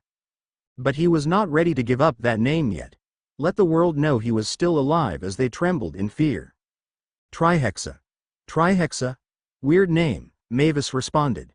Never heard of it. Naruto's eye twitched at the fast dismissal, wondering if this girl was living under a rock. How could she not know that name? Mavis, oblivious to the annoyed look the blonde was giving her, stood up and motioned for him to follow. Well then, Trihexa, come on, I want you to see this place. With a lazy sigh, he stood up and followed her quietly. The girl already standing by the door disappeared behind it, followed closely by Mavis. The fact that she didn't recognize the name meant that she was not an enemy, at least, or she was a very good actor. Whatever the case, he would just deal with it like he does everything else, by just running away so he doesn't have to deal with it. Funny how the worst villain the world had ever seen was a lazy bastard. He pushed the door open, blinding white light obscuring his vision until his eyes adjusted to it. When they did, his eyes widened in surprise. The nature energy rolling off this place was unlike anything he had ever felt before. It was beautiful, huh? Mavis' voice said beside him. We call it Tenro Island.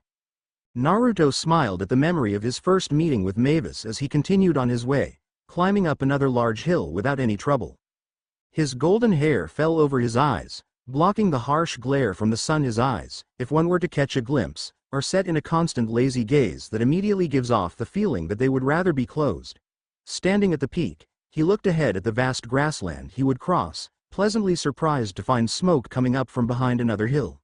He slid down, quickly continuing forward in the general direction of the smoke. After only 20 more minutes of walking, he happened upon a small, out-of-the-way village he doubted would be marked on a map. It appeared to consist of about 15 houses or more, all made of wood and surrounded by what looked to be hastily made barricades and walls. More of said walls were being constructed by laboring villagers. The closer he got to the village, Naruto couldn't help but frown at the cloud of depression that seemed to loom over its entirety. Weary eyes locked onto his form, full of apprehension, fear, and mistrust. All around him were signs of poverty, people huddled together in the streets whispering and pointing his way. Windows were hastily shut close and mothers quickly scampered off with their children at the sight of the stranger. Naruto frowned at the state of things. What business brings you here, stranger? Naruto turned around and was surprised at what he was seeing, though on the outside he managed to keep his lazy expression. An elderly man stood in front of him, stocky in build and holding what looked to be an old and worn-out katana. Behind him stood 10 men, all varying in age and size with only one thing in common. All were glaring at Naruto. They were carrying an interesting assortment of makeshift weapons ranging from shovels to pitchforks and even kitchen knives. Naruto merely smiled and lifted his hands in surrender, not at all bothered by the situation. Whoa there, take it easy, old man. I'm only passing by. The old man only glared in response and motioned for one of his men to pat him down for any hidden weapon on his body. Naruto merely lifted an eyebrow in question, but otherwise kept smiling at the group. The man behind Naruto nodded in satisfaction and stepped back, signaling the old man the stranger was clean. Grunting in response, the old man walked past Naruto and motioned for him to follow, the group of men dispersing but not before giving the blonde one last glare. Sorry about that, but with what's been going on we can't be too careful around strangers, the old man said, not bothering to look at him. He stopped in front of the people building walls and barricades, shaking his head at the poorly constructed defenses. He muttered something unintelligible to himself and began walking away. Even if that person is a wizard saint. You know, those defenses wouldn't even stop a very determined cripple, Naruto pointed out jokingly. He heard the old man snort in response. So why can't you feel safe around a wizard saint? Aren't we supposed to be like the good guys? Yeah, well, it gives them a sense of hope and protection, not that it will help us much. Naruto looked away from where he had been staring at, instead focusing on the old man who had stopped again in front of a field full of crops. Naruto grimaced at the poor state of things, knowing well those crops wouldn't last long enough to produce food. And to answer your question, not every wizard saint is a saint, if you know what I mean. Or that's what I've heard anyways. And what would they need protection against that they even have to build walls and barricades? Wild animals? Naruto asked, picking a rotten tomato from the ground, looking at it and tossing it away. Way I see it, the only protection they need is from whoever is in charge of farming. This crap will only give them food poisoning. He picked another vegetable, an onion this time, to further prove his point. It was brown, not the usual white it is supposed to be. The old man snatched the rotten onion from Naruto's hand and tossed it away, glaring at the blonde. That farmer would be me. Naruto could only smile sheepishly, a hand rubbing the back of his head. And protection against those thugs from Bosco. Damn bastards can't leave us alone. They steal your money, food, bully you? Naruto questioned. If it were only that simple. Those bastards are slavers. They take our women and children, the old man spit out, fist clenching and eyes full of anger. Naruto frowned, eyeing the old man carefully. Why don't you just train the men to fight? They could help defend this place, Naruto asked. The old man looked at him questioningly, making Naruto sigh at having to explain himself. You're a soldier, or a retired one at least. And how did you figure that? Naruto shrugged. The way you walk shows signs of physical training, and the fact your hand does not stray far from the knife you have strapped to your belt, hidden underneath your shirt, tells me you are ready to defend yourself at any given moment. Paranoia like that can only be acquired through battle experience. Pretty good for a child. I was a general under the command of the king before I retired and came by this little village. Decided to settle here, thought it was a peaceful place, the old man admitted. My name is Hiruzen. Naruto nodded in acknowledgement. And to answer your question, I was hoping these men would not need the teachings that are only used for violence. Guess I was wrong. How long ago was it? Hiruzen raised an eyebrow in question. The raid by those Bosco slavers, I mean. It was earlier today, which is why there was smoke rising from here, the Hiruzen said. They burnt down a house in anger after one of our young women put up quite a fight. Tsunami is her name. Sounds like quite a problem you people have, Naruto hummed, looking at Hiruzen from the perhaps I can help, for the right price, of course. And what would that price be? It wasn't long before he found himself standing on a cliff overlooking the lone road leading to the country of Bosco. A large trail of dust rose in the distance below, growing smaller and smaller as it got further away. They were moving slow, obviously not expecting to be attacked at all once they crossed into the dry desert of Bosco. Naruto walked slowly to the very edge, eyes locked onto the target. He would have to show them Fury had no tolerance for slavery. He disappeared without a trace. The group of slavers halted to a stop as a thick fog broke through the area, limiting eyesight to the tip of the nose. One of the thugs had obviously noticed this was not a normal trick of Mother Nature, but man-made. The area around them was too dry for fog this thick and humid to be able to form. Hey, stay alert and surround the wagon, one of the thugs called out to the rest, no doubt the leader. He quickly reached for his weapon as he saw a shadow move. Who are you? What do you want?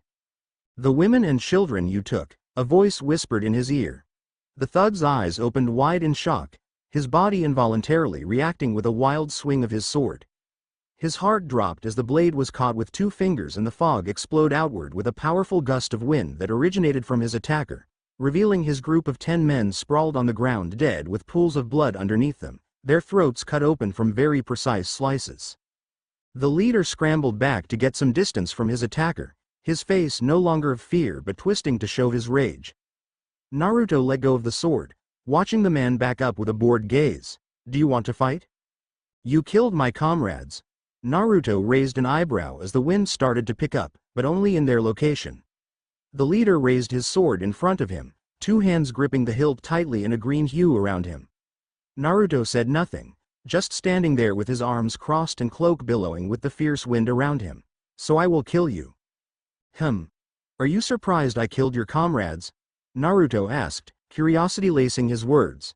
You're slavers, forcefully taking women and children from their home in order to sell them to the highest bidder. They got what was coming to them. We did what we had to do, the leader spit back, barely restraining himself from launching at the blonde kid. You did what you were paid to do, Naruto interrupted him. He looked impassive now. There is a difference. The wind begun to pick up even stronger. I'll kill you. The leader never got to finish as Naruto appeared in front of him, his fist tearing through skin and muscle, breaking through bone, crushing his heart, and finally bursting from his back. He locked eyes with the blonde, eyes wide with horror and mouth gushing blood as he let out one last breath. Naruto pulled his arm out, now covered in blood, from the dead man, but if it bothered him he did not show it. Damn, I need a change of clothes.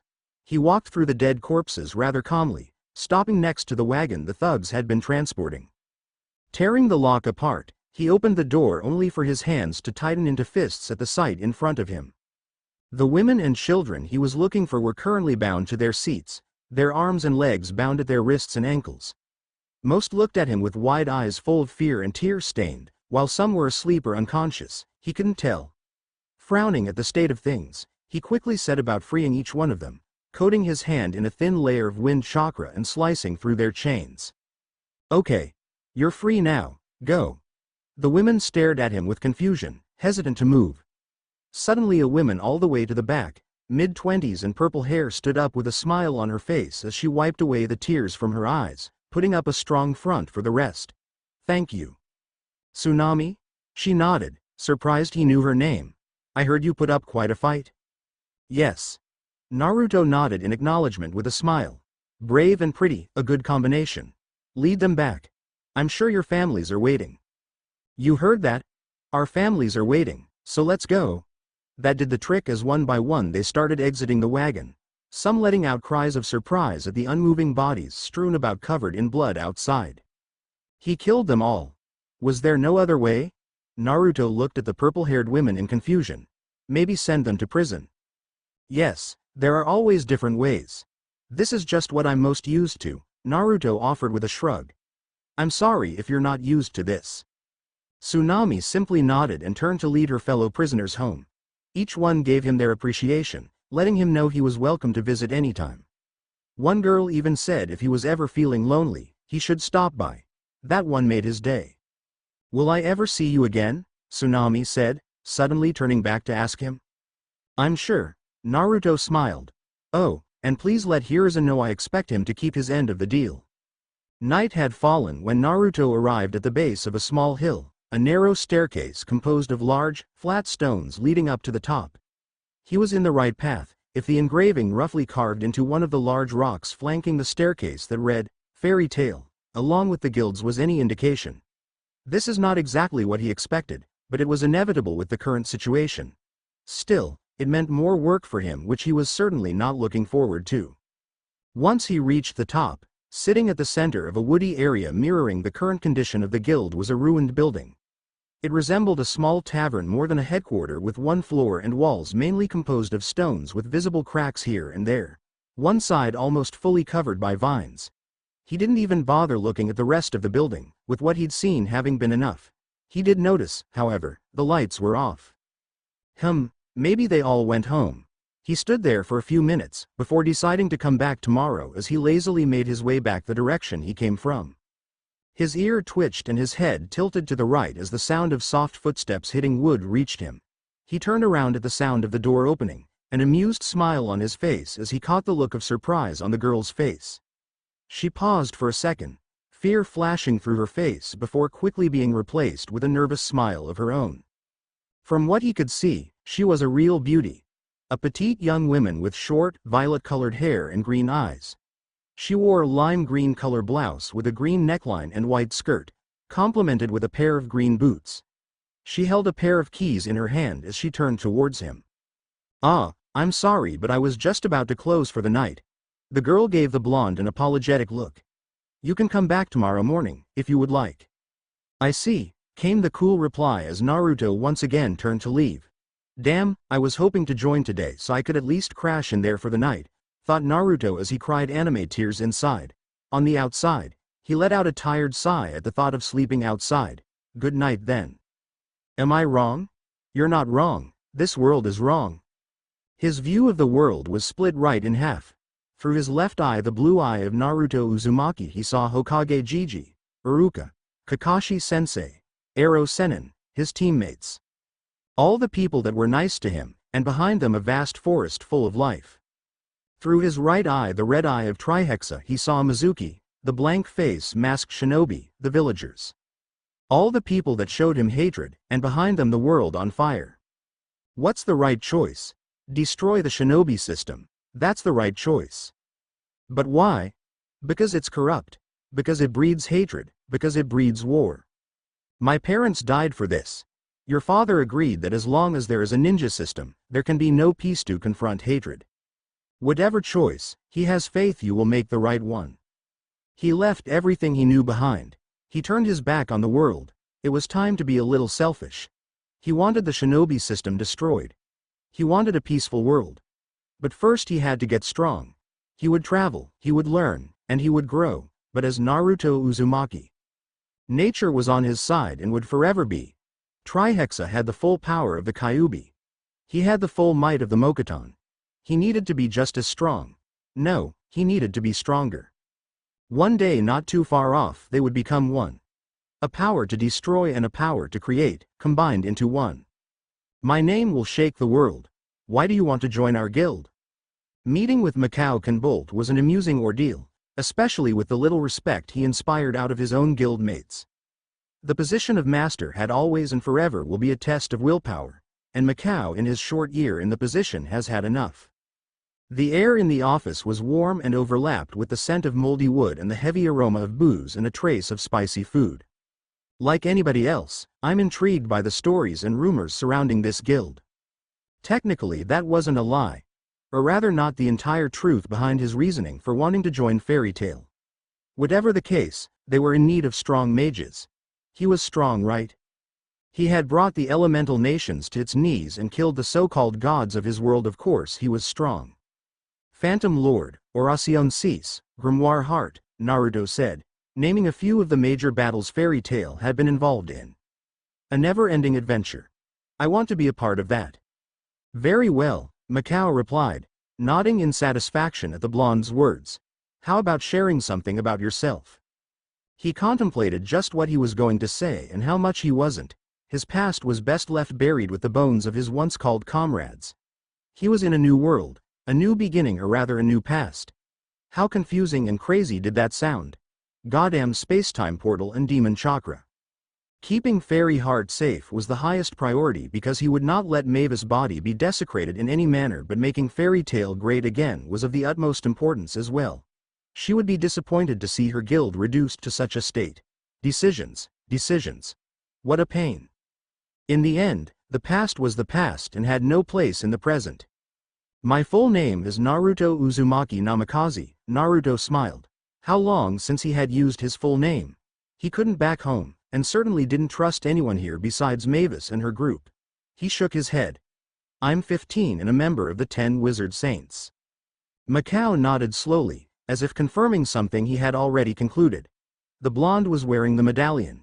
Yet, lurking behind his tired eyes was the spark of disbelief and hope. How did you become a member at your age? Blood, sweat, and tears, Naruto joked, and enough power to level a continent. That last part, yeah, that wasn't a lie.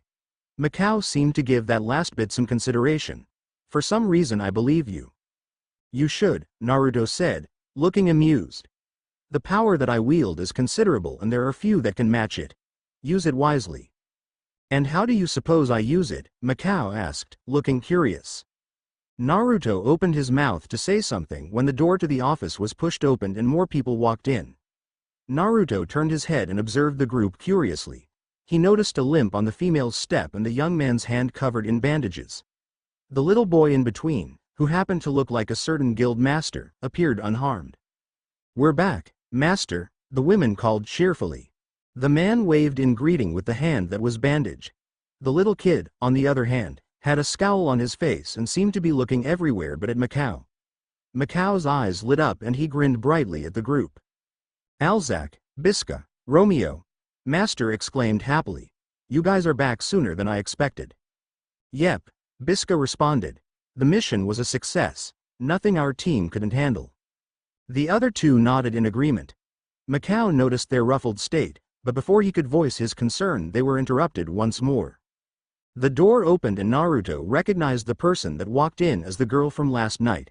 In her arms was a child female and by the looks of it belonged to the couple that had just returned from their mission.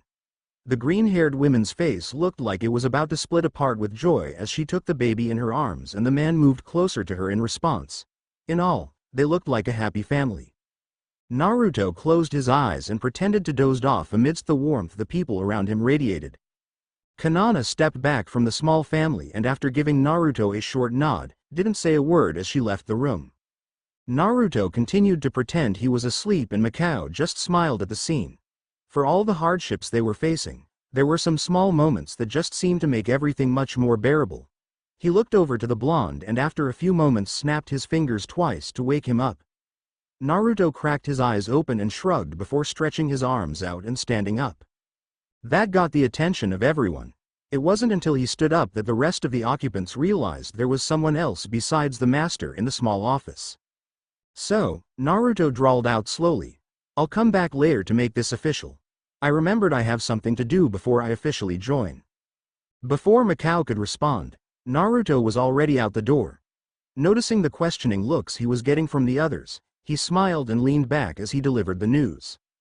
That, my friends and son, is Naruto Uzumaki and he wants to join our guild.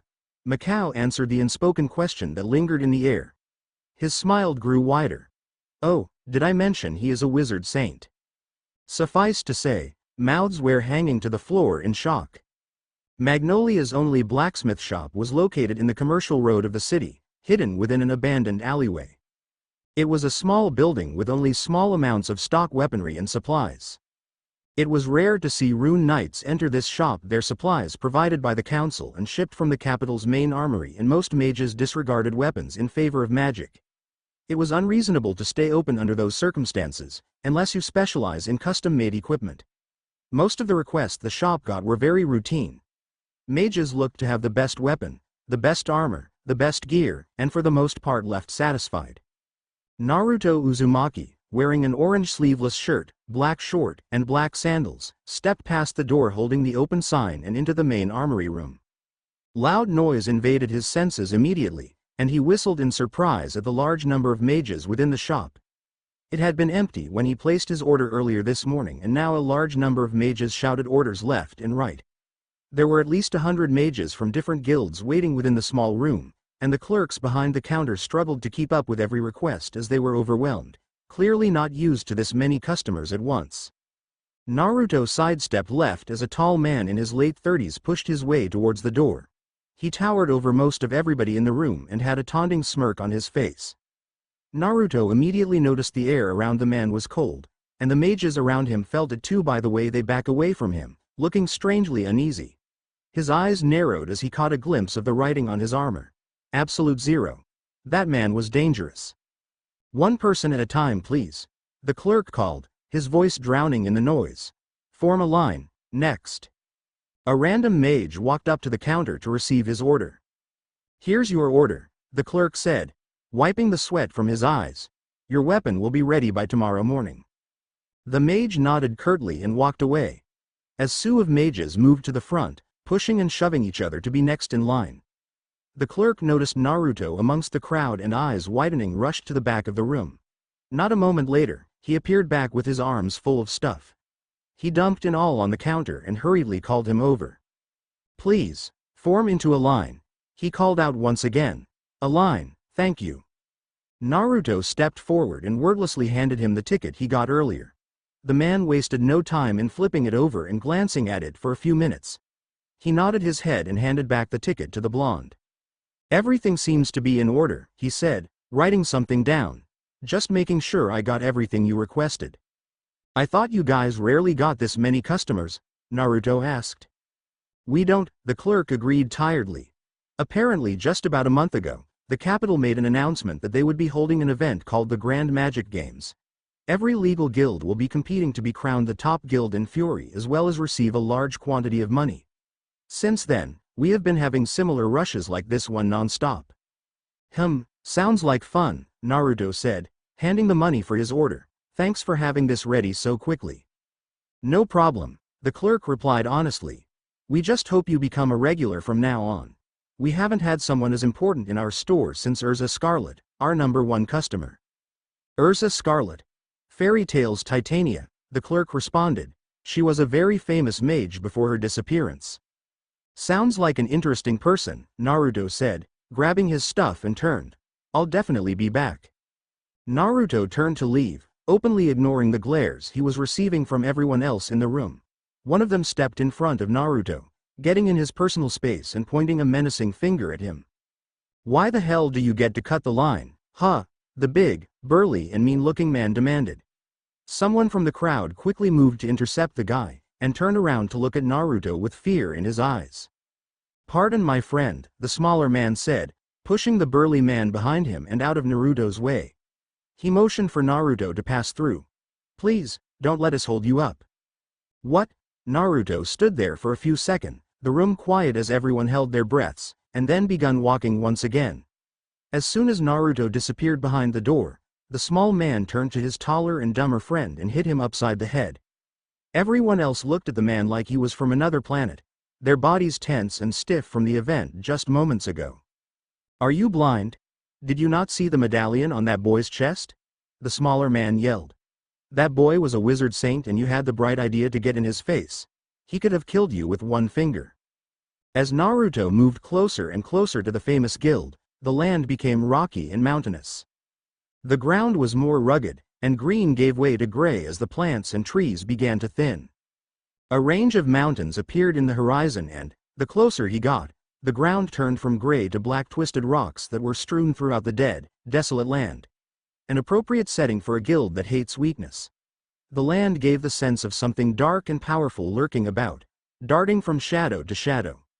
Giant gray stone walls began to emerge at the base of a large mountain, and Naruto took his first look at the guild headquarters of Sabretooth. It was an enormous structure, more of a small town than a headquarter, and far larger than Fairy Tail itself.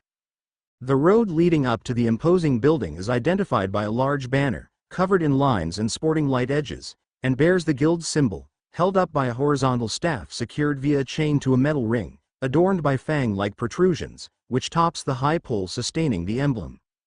The main building was a highly complex design, built of several structures joined together, each one placed on top of the other. It generated the imposing theme of a large elongated pyramid, adorned by a multitude of facades, windows and pillars, as well as by some pointed towers protruding upwards from its upper part. On top of the giant structure, watching over its land like a ruler would, stood a massive statue of a long-extinct saber-toothed cat, its jaw opened in a roar. Naruto was impressed. His black cloak danced about him, and his blue eyes pierced the looming building with a calculating gaze. Starting here, he would have to tread carefully.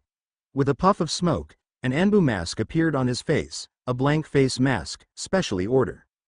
Objective: find out the connection between the twin dragons, Sabretooth and the Dragon Slayer from a day ago. The earth will crumble, the skies shall burn, and the flames of light shall be extinguished, for I will be the Dragon King. The Emperor born from the Dragon King festival. The words of that Dragon Slayer. The sun was beginning to set, and night taking over. My plan is already set in motion. Even as we speak, plans are being made that will further my own goal. It will take a few years for the gate to acquire enough power, but when it does. Was Sabretooth making those plans? Were they accomplices? What was this gate he mentioned? All questions that needed answers. It was time. A throne-like seat stood at the end of a grand room, built from stone to represent power and precious rocks to signify wealth. Seated upon it was a massive and extremely muscular man, his physique untarnished by age. Standing around the apparent leader were 4 people, all of them among the strongest mages under his command. They stood still under his gaze, their faces guarded and emotionless. The god of Sabretooth was a very massive and heavily muscular man. His green hair spiked to his shoulders like a mane, 2 locks falling on either side of his face, and was held in place by a plain black headband. Around his neck were 3 golden ornamental rings along with another necklace adorned with fang-like pendants. His little amount of clothing consisted of a pair of striped pants with a fur-rimmed, tiger-patterned cloth tied around his waist and dark armbands with small white furry ball on the outer side. His name was Orga Nanagir, Lightning God Slayer, and considered the strongest mage of Sabretooth in terms of raw strength. The pride of the guild was a slender, well-endowed young girl with light blue-colored hair with a blue rose adorning the top.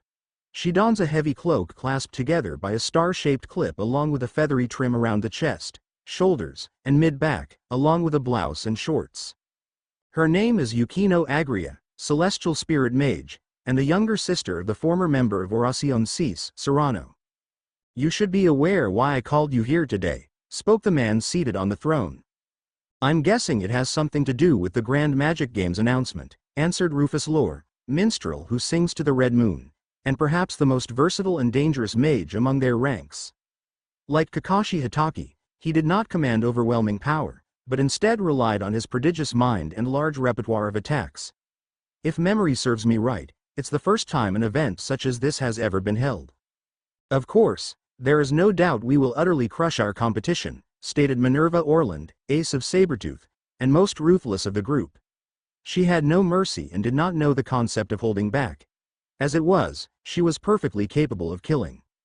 Failure is unacceptable and will be severely punished, warned their master. Our goal is within reach. Soon we will officially be the top guild in Fury. Before anyone could respond, a deafening explosion ripped through the air. The ground shook, and the leader sprung to his feet in an instant. Orga raced to the nearest window and hastily peered outside. There was a thick fog blocking any form of visibility, and he cursed under his breath. A shadow raced past the window and he stepped back in surprise. Then, not a second later, another explosion of the guild. The walls rumbled and the windows shattered in front of him. The explosion was closer. Shouts were coming from outside, and a nameless mage burst through the doors of the room. Minerva watched as the mage, covered in dust and sweat, rushed to her father and frantically explained the situation. Apparently, hundreds of masked individuals suddenly attacked and were not detected until it was too late. Another explosion ripped through the guild. "What's the plan?" Yukino asked from beside her. Rufus kept his eyes closed. He had a very good idea of what the enemy was doing, but their goal still remained a mystery. They were well versed in concealing their magic and had remained undetected by their sensors. In that case, the fog was to their advantage and worked to create chaos. By now, the mages outside were most likely incapacitated and the ones inside the castle were efficiently securing the base. Smaller explosions kept taking place, and Rufus narrowed his eyes, his suspicions growing. There was a commotion outside, shouting and screaming, and then everything went quiet. At the command of her father, the nameless mage rushed to the door. Their magic fluctuated in anticipation, but when the door opened there was nothing. A mustard-colored gas seeped into the room from the hallway and the nameless mage wobbled on his feet before dropping to the floor. Widening their eyes in surprise, Minerva acted quickly and suddenly the group was standing outside amidst the thick fog. "Rufus, do you know what's going on?" demanded the master. "No," Rufus answered. He kept looking at the fog intently. "I can't pinpoint the enemy's location." "Then we're at a disadvantage," said Yukino. "Focus," Gemma growled as he observed the mist. His magic surged through his body, muscles tightening in response. Without the explosions, chaos and the screams of his men, the area was deathly silent. He could tell the mist was unnatural, and his senses were tingling. Their rise to power had angered many guilds and they had made many enemies along the way, but none that would openly attack them like this. For all their strength and bravado, they didn't want to risk the ire of the council. Something flashed in the corner of his eye, and then a great wave of heat washed over them. There was the smell of burning, and then a massive fiery orb of flames came crashing down on the group. Gemma evaded the attack in time, but could still feel the fire burning at his skin. He grunted in pain as he landed a few meters away, watching as the explosion of fire and burning rock tore the area apart. He didn't have time to assess the situation. He brought his hand up in defense as something lunged at him. With an angry scowl, he reacted with a powerful burst of magic, a shockwave tearing the ground apart in a shower of debris. There was a flash of silver light and Gemma stilled. His eyes were wide with shock as he was forcefully ripped off the ground, his shockwave torn apart by a more powerful wall of silver light and ended up in a large-size crater. His body was embedded in the ground, eyes widened in disbelief and body broken. He let out a grunt of pain as he tried to move, but it was no use. His eyes focused on a figure standing at the edge of the crater, eyes glowing blue through the blank mask he wore. The figure waved once at him as he turned around, his hooded cloak fluttering in the air. It was unacceptable. They were the strongest guild in Fury and they were caught off guard like this. He clenched his fist in anger and let out a growl. To be defeated in this manner. Pathetic. "Where are your dragon slayers?" Naruto asked. Minerva stepped forward, unofficial leader of the group and currently the strongest. They were up against a powerful individual, 4 against 1, and yet she could not foresee the outcome of the battle that would no doubt take place. She could only assume her father had been defeated and they would not be getting any reinforcements anytime soon. 4 against 1. They were alone. "Where is the master?" Minerva shot back. Naruto didn't respond, and instead chose to attack in that moment. His body and mind eerily calm, he lunged at the group in a burst of speed, blitzing Minerva in a matter of seconds and slashing at her exposed body. He faltered, however, when instead of dodging, she simply disappeared in a swirl of space-time magic. Chakra surged through his body, condensing around his legs as he stopped, and blasted back away from the group. That was like Kamui. He had to assume it was just as dangerous. The problem with the technique had been its unpredictability. The user could literally appear anywhere on the battlefield, more importantly in any of Naruto's blind spot. He had fought it by sensing the minuscule spike of chakra the technique produced along with his quick reflexes to dodge and counter. However, in this world his sensing abilities were useless. Naruto was anything but unprepared. Earth release. Swamp of the underworld. Naruto molded earth elemental chakra and slapped his hands on the ground. The earth rippled once and the ground underneath the group of three softened into a swamp of sticky mud. The adhesive, chakra-infused liquid ensnared the bodies of the saber-tooth mages, and like it was sentient, begun to drag them down into its depths. That would slow them down, for now. Now, to deal with that girl. Barrier. Canopy method formation. Naruto's chakra spiked as he clapped his hands together, and a translucent spherical detection barrier propelled outwards. The barrier expanded to encompass a large area and he became aware of everything that moved within it. The drawback? In order for the barrier to be active, he had to keep his hands together. Naruto started moving, retreating to higher ground. The nearby cliffs provided the barrier moving along with him. His figure blurred, and he dodged a blast of magic as Minerva appeared within his sphere. He leaned his body to the side as Minerva swirled beside him, and he turned to look at her. Chakra wove through his hair, hardening and elongating beyond what was normal, and lashed out at Minerva, which was then flung away by her magic. It had wrapped around her hand, no doubt for melee. He reared his head away from a swipe and a hail of needles was let loose. Minerva jerked away in surprise, a few grazing her delicate skin, and she swirled away, appearing right behind the masked figure. He felt everything within the barrier and ducked just in time, swiping at her legs in retaliation. She lost her balance, and the ground started to rumble underneath, making her stop short. Thick vines burst from the earth, tearing through the rocky terrain with ease and wrapping around her curvaceous body. They tightened around her, restricting her movements and making her struggles futile. She couldn't teleport, not while she was being held down. Naruto edged his head and burst in a poof of smoke. Minerva's eyes widened in surprise. The real Naruto was suddenly in front of the struggling girl, hands in his pockets and completely relaxed. Immobilized by his wood style, Naruto watched as the girl gave him a fierce glare, her magic lashing out uncontrollably around her in a futile attempt to break her binds. A minute later, the girl gave him a resigned look and her magic retracted and the purple light disappeared. Naruto narrowed his eyes. Black and white light flared up behind him. Then he disappeared under a massive explosion that tore through any hastily made defense he put up. There was a tremendous boom and the earth shook from the powerful shockwave that followed. Two teens appeared beside Minerva, cutting through the vines holding her in place. Minerva nodded in acknowledgement, looking towards where her enemy had been, and her eyes widened in surprise as he flew out of the smoke, skidding on the ground and halting to a stop a distance away. The twin dragons, finally. Naruto stood up to his full height, revealing his damaged form. His armor was blown away, leaving his upper body bare and his cloak in tatters. His mask was cracked, one side of his face visible, which starred annoyance. He was left barefoot, and his pants were burnt to where they could now be considered shorts. He shrugged the cloak off, and watched it fly away. He was left in only his shorts. He turned his gaze back to the group and sighed. Steam was flowing off his body, from where his powerful chakra healed every damage his body had obtained.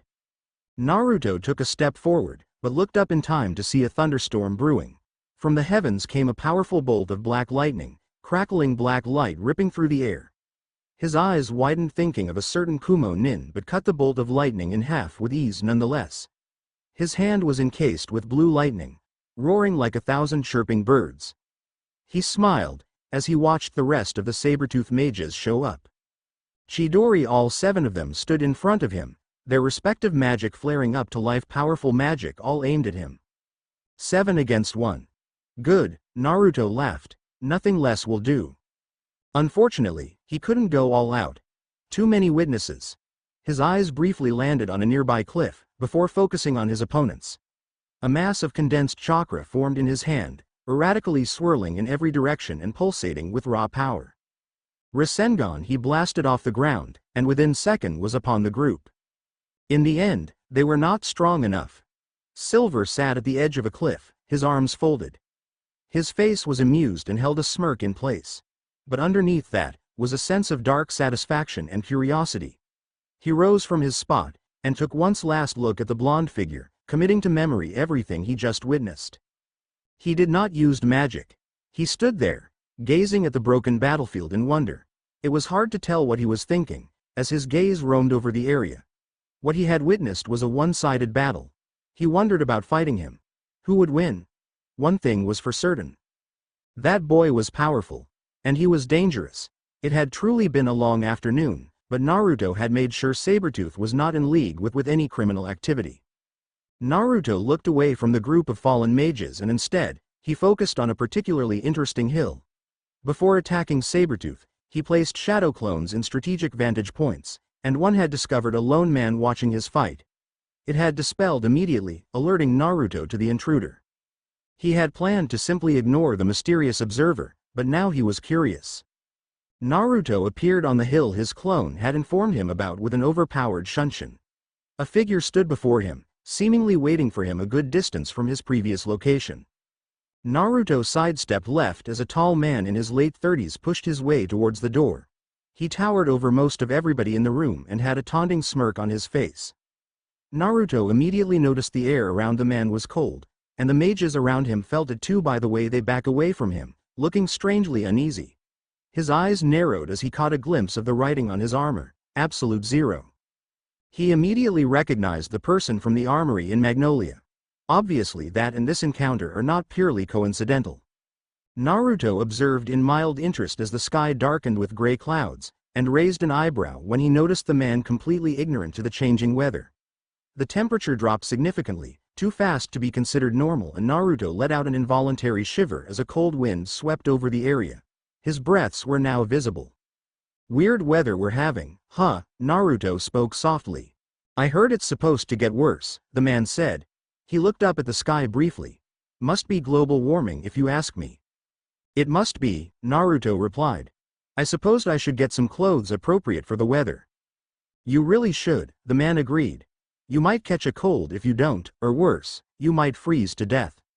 Naruto kept his smile in place, but his eyes narrowed almost imperceptibly. The man, however, seemed to catch the movement, and grinned in return. What's your name? Naruto asked. Silver, the man replied. How about yours? Naruto, the blonde answered. The young wizard saint reached up and tugged at what was left of his mask, and kept tugging until it came loose and removed it fully from his face. Silver blinked, and looked surprised by his age. He was particularly amused by the whisker marks the boy had, but remained silent. Well, what a surprise, Silver exclaimed in mock astonishment. You're that kid from the armory in Magnolia. I am, Naruto said tightly, but then, you already knew that, didn't you? Silver shrugged. He was about to say more, but Naruto abruptly lunged at him, a kunai glinting in his hand. As soon as Naruto moved, Silver waved his hand nonchalantly and froze the blonde solid. Silver frowned and turned his head to the side to see the blonde was standing there calmly and looked back to where he was supposed to be frozen solid. He blinked rapidly in confusion.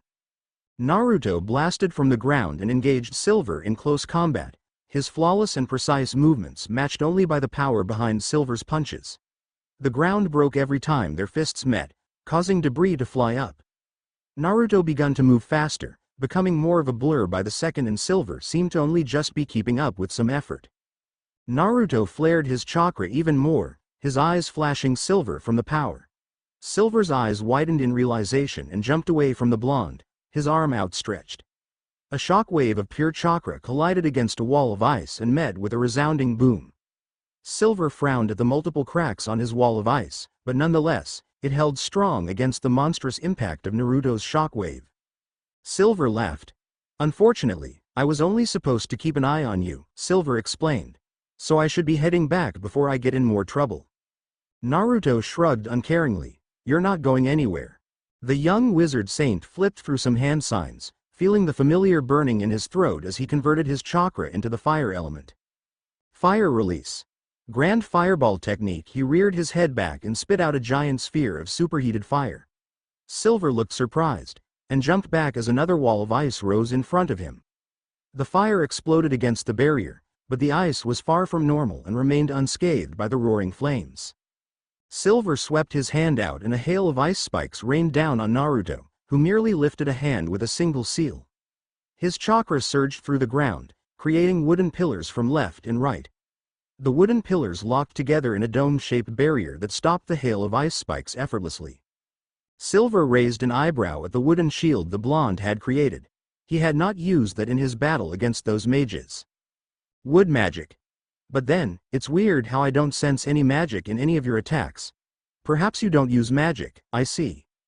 Naruto smiled at the man, amused by how correct he unknowingly was to the truth. Unfortunately for him, chakra did not exist in this world. Therefore, would never guess what Naruto was using to power his attacks. The wooden pillars broke apart, forming spikes at the tips and launched with incredible speed at Silver. 8 tentacle-like vines tore the ground and chased the Tartaro's member who was running and dodging, occasionally throwing attacks against Naruto. The vines blocked anything moving towards the blonde, who stood still with his arms crossed. A wave of ice swept through the area, freezing everything it touched. Naruto watched as his vines froze and broke apart, unconcerned by it all. Wood release. Food Dog Head's Silver skidded to a halt and watched as wooden pillars engraved with Food Dog faces tore through the thin coat of ice on the ground and rushed him. Thousands pushed forward, moving like a wave, rising higher and higher until it cast a shadow over him. Silver leaned back and let out half his power in one single strike. Ice Devil's Rage, a large purple blizzard of cold air, ice, and snow with tremendous force, leaving a trail of destruction in its wake. It tore apart Naruto's attack with ease, destroying the thousands of Fu heads in an instant, and continued forward. Naruto looked on in amazement. Incredible, he bit his finger and begun his summoning. Summoning. Rashomon Silver's rage burst forward in a path of pure destruction and threatened to engulf Naruto in its overwhelming power, but was intercepted by 3 demonic gates and a deafening explosion ensued. The dust cleared and Silver was impressed. To block that attack was no small feat, and to do it at such a young age was scary indeed. Silver let out a booming laugh and disappeared with a quick use of his teleportation magic. For the rest of the day, Naruto kept his head low and tried to make his way back to Fairy Tail as fast as possible. Silver had put him on edge, and Naruto knew it was not the last time he would be seeing him. By the time his summoning vanished, the man was already long gone, and Naruto, with one last look at the Sabertooth mages, left in a hurry. From now on he would have to stick close to the guild, in particular Fairy Heart, in case they were attacked to get to him. Things were starting to get interesting. Year X 789. Naruto stood quietly in the room with his arms crossed. He didn't know why he was here, and honestly he didn't care. He had more important matters to attend to. However, the people in the room with him did not take no for an answer lightly, and ignoring them was not an option. It had been 5 years since the tragic news of Tenrojima spread throughout Fury, and 4 years since he had joined Fairy Tail. To the world, Fairy Tail was weak for losing half their numbers to a single dark guild, Grimoire Heart. Yet, admittedly, they must still have some semblance of strength if they were able to gain the attention of a wizard saint. Magnolia Town had gone through a brief yet bloody power struggle between 2 guilds that had some serious repercussions. Although guild wars were not unknown to the people, Phantom Lord versus Fairy Tail, it had been a long time since a large battle had been fought in the heart of the city. In the end, Twilight Ogre had been driven out, and Fairy Tail was the reigning guild once more. This victory, however, had not gone unnoticed, and the eyes of every contender for the top spot were watching their every move. Today, Fairy Tail's wizard saint, Naruto Uzumaki, had rapidly rebuilt the guild's reputation and strength. From his first emergence about 4 years ago as the youngest wizard saint in history and Fairy Tail's newest significant power, Naruto had been at the forefront of every major request the guild had taken, and his presence led to a flawless mission record to this day. In less than a year, a mediocre Fairy Tail had risen to the ranks of the elite with only a single S-rank mage, and unofficially were among the top 5. His name was a symbol of pride for Fairy Tail. One day, not too far off, he would join the list of fairy tactician Mavis Vermilion, Wizard Saint Makarov Drayar, Fairy Tail's ace Gildarts Clive, and Titania Urza Scarlet. He always imagined being a teacher and having a student of his own, but gave up on that idea quickly. Yet, it's a funny thing how life works. He realized that as a friend of Mavis, it was his duty to nurture the next generation of her guild. He started with Romeo by taking him under his wing, and teaching him how to fight. He was in no way qualified to teach magic, for he himself had none, but hand-to-hand combat was under one of his areas of expertise. He recalled the first time he taught Romeo the physical aspect of fighting 2 years ago. "Will you train me?" Naruto stared at the younger boy for a moment, letting the last remnants of nature energy flow off his body. Slowly he stood up from his meditative position, smiled kindly at the boy, and motioned for him to follow. "I'm sorry. I've been neglecting your training lately, haven't I? Let's fix that." He continued to walk off, the only sound being the loud steps of Romeo, who followed behind. The boy just seemed excited at the thought of training and watched as Naruto stopped at a small clearing. However, when he noticed the blonde move off to the side and lean against a tree, he stopped in confusion. Naruto offered him a smile, and a clone appeared next to him. It settled in front of Romeo. "Hand to hand?" he offered. Romeo nodded eagerly, and rushed the clone like a bull. The original Naruto took note of every flaw he saw, noticing how unbalanced he moved and the lack of any prior taijutsu training. He took a loose stance, one hand in his pocket. His lack of interest only fired the young boy up. Romeo was immediately upon the blonde, and he darted around to catch him by surprise. His hand lashed out only to be dodged, followed by a kick that was deftly parried. Every punch and kick was perfectly countered or dodged, no wasted movement on the clone's part. All the while, Romeo kept his offensive approach, finishing his attack with a spinning kick. Naruto easily ducked under the leg and stepped back. Annoyance gleamed in Romeo's eyes, and Naruto smiled. Then he was back to dodging and countering again. They sparred for at least 30 minutes. The clone had the advantage of speed, strength, and experience, but Romeo was adapting quickly. His form was getting better, unknowingly copying Naruto's very own form. Nonetheless, he was still throwing wild punches without much thought behind them, no doubt just hoping to catch the clone off guard. Meanwhile, the blonde was using a very passive form, allowing his superior observational skills to analyze and parry every blow. He rarely used a lot of offensive attacks, even when in a real battle, opting to be on the defensive and take advantage of any opening to hit his opponents with debilitating attacks. Romeo was caught off guard as Naruto, instead of dodging, wrapped his arm around his head and spun him around. A loud smack later and Romeo was sent tumbling to the ground. Annoyance turned to anger and he quickly spun around to attack, only see no one in sight. "You really shouldn't let your opponent get behind you," Naruto drawled lazily. "Huh?" Romeo turned his head only to see Naruto crouched down, hands together with the index and middle finger pointing outward. Secret technique. 1,000 years of death, constipation, pain, and embarrassment. Romeo had never felt those feeling in unison before until now. He crashed a fair distance away, furiously rubbing his butt in hope of making those feelings go away. The clone only stood up with an amused smile, a hand behind his head. Perhaps he had overdone it on the chakra input. It certainly looked like it hurt. It dispelled a second later. "You okay?" Naruto asked after a few moments. "The hell I am," Romeo yelled. Naruto scratched the back of his head with a sheepish smile. "What kind of stupid technique is that? Only you would come up with something like that." Naruto shrugged. "I learned it actually," Naruto responded. "See, you gotta make thrusting motions with your hand." "I don't care," Romeo cut the blonde off. "I would never use something as useless as that." "Ah, but if you substitute your fingers with a weapon, then it becomes a lethal attack," Naruto offered as a way of explanation. "It's an attack that can only be used if you catch your opponent by surprise. It's basically useless in battle." "Then what's the point of it then?" Romeo asked, having since then stood back up again. "Well, it's better to have a trick up your sleeve than none at all," Naruto said. "I guess so," Romeo nodded thoughtfully. The boy seemed to be wrestling with something, but was reluctant to say anything. "Would you like me to teach you taijutsu?" Naruto offered with a knowing smile. Romeo stilled, then nodded slowly. A few minutes later, Naruto was going through some basic forms and had Romeo copy his every move. The sun was bearing down on them and a cool breeze swept through the clearing, making it a perfect day to train. They would always come here when Naruto was around, where he would give W to improve himself.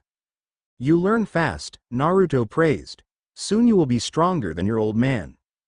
"Thanks," Romeo said honestly. "You take the time to train me, even though you are always busy with missions and helping the guild." Naruto frowned, an eyebrow raised in question. "Why wouldn't I?" Romeo just shrugged as he looked away, and Naruto rolled his eyes at the immature gesture. He reached out and put one hand on the younger kid's shoulder, giving him a small smile. He suddenly looked more vulnerable than before, and Naruto frowned. We're both comrades, Naruto stated firmly. If I can help you grow stronger, then I will try my best to do so. Romeo had a strange look on his face, but he gave a small nod of gratitude. Let's train some more, Romeo said, looking a bit tired. He wiped some sweat of his forehead and got into the stances he had been going through earlier. Naruto watched him train silently. Why do you push yourself so hard? Naruto suddenly questioned. He paused. The Tenro group.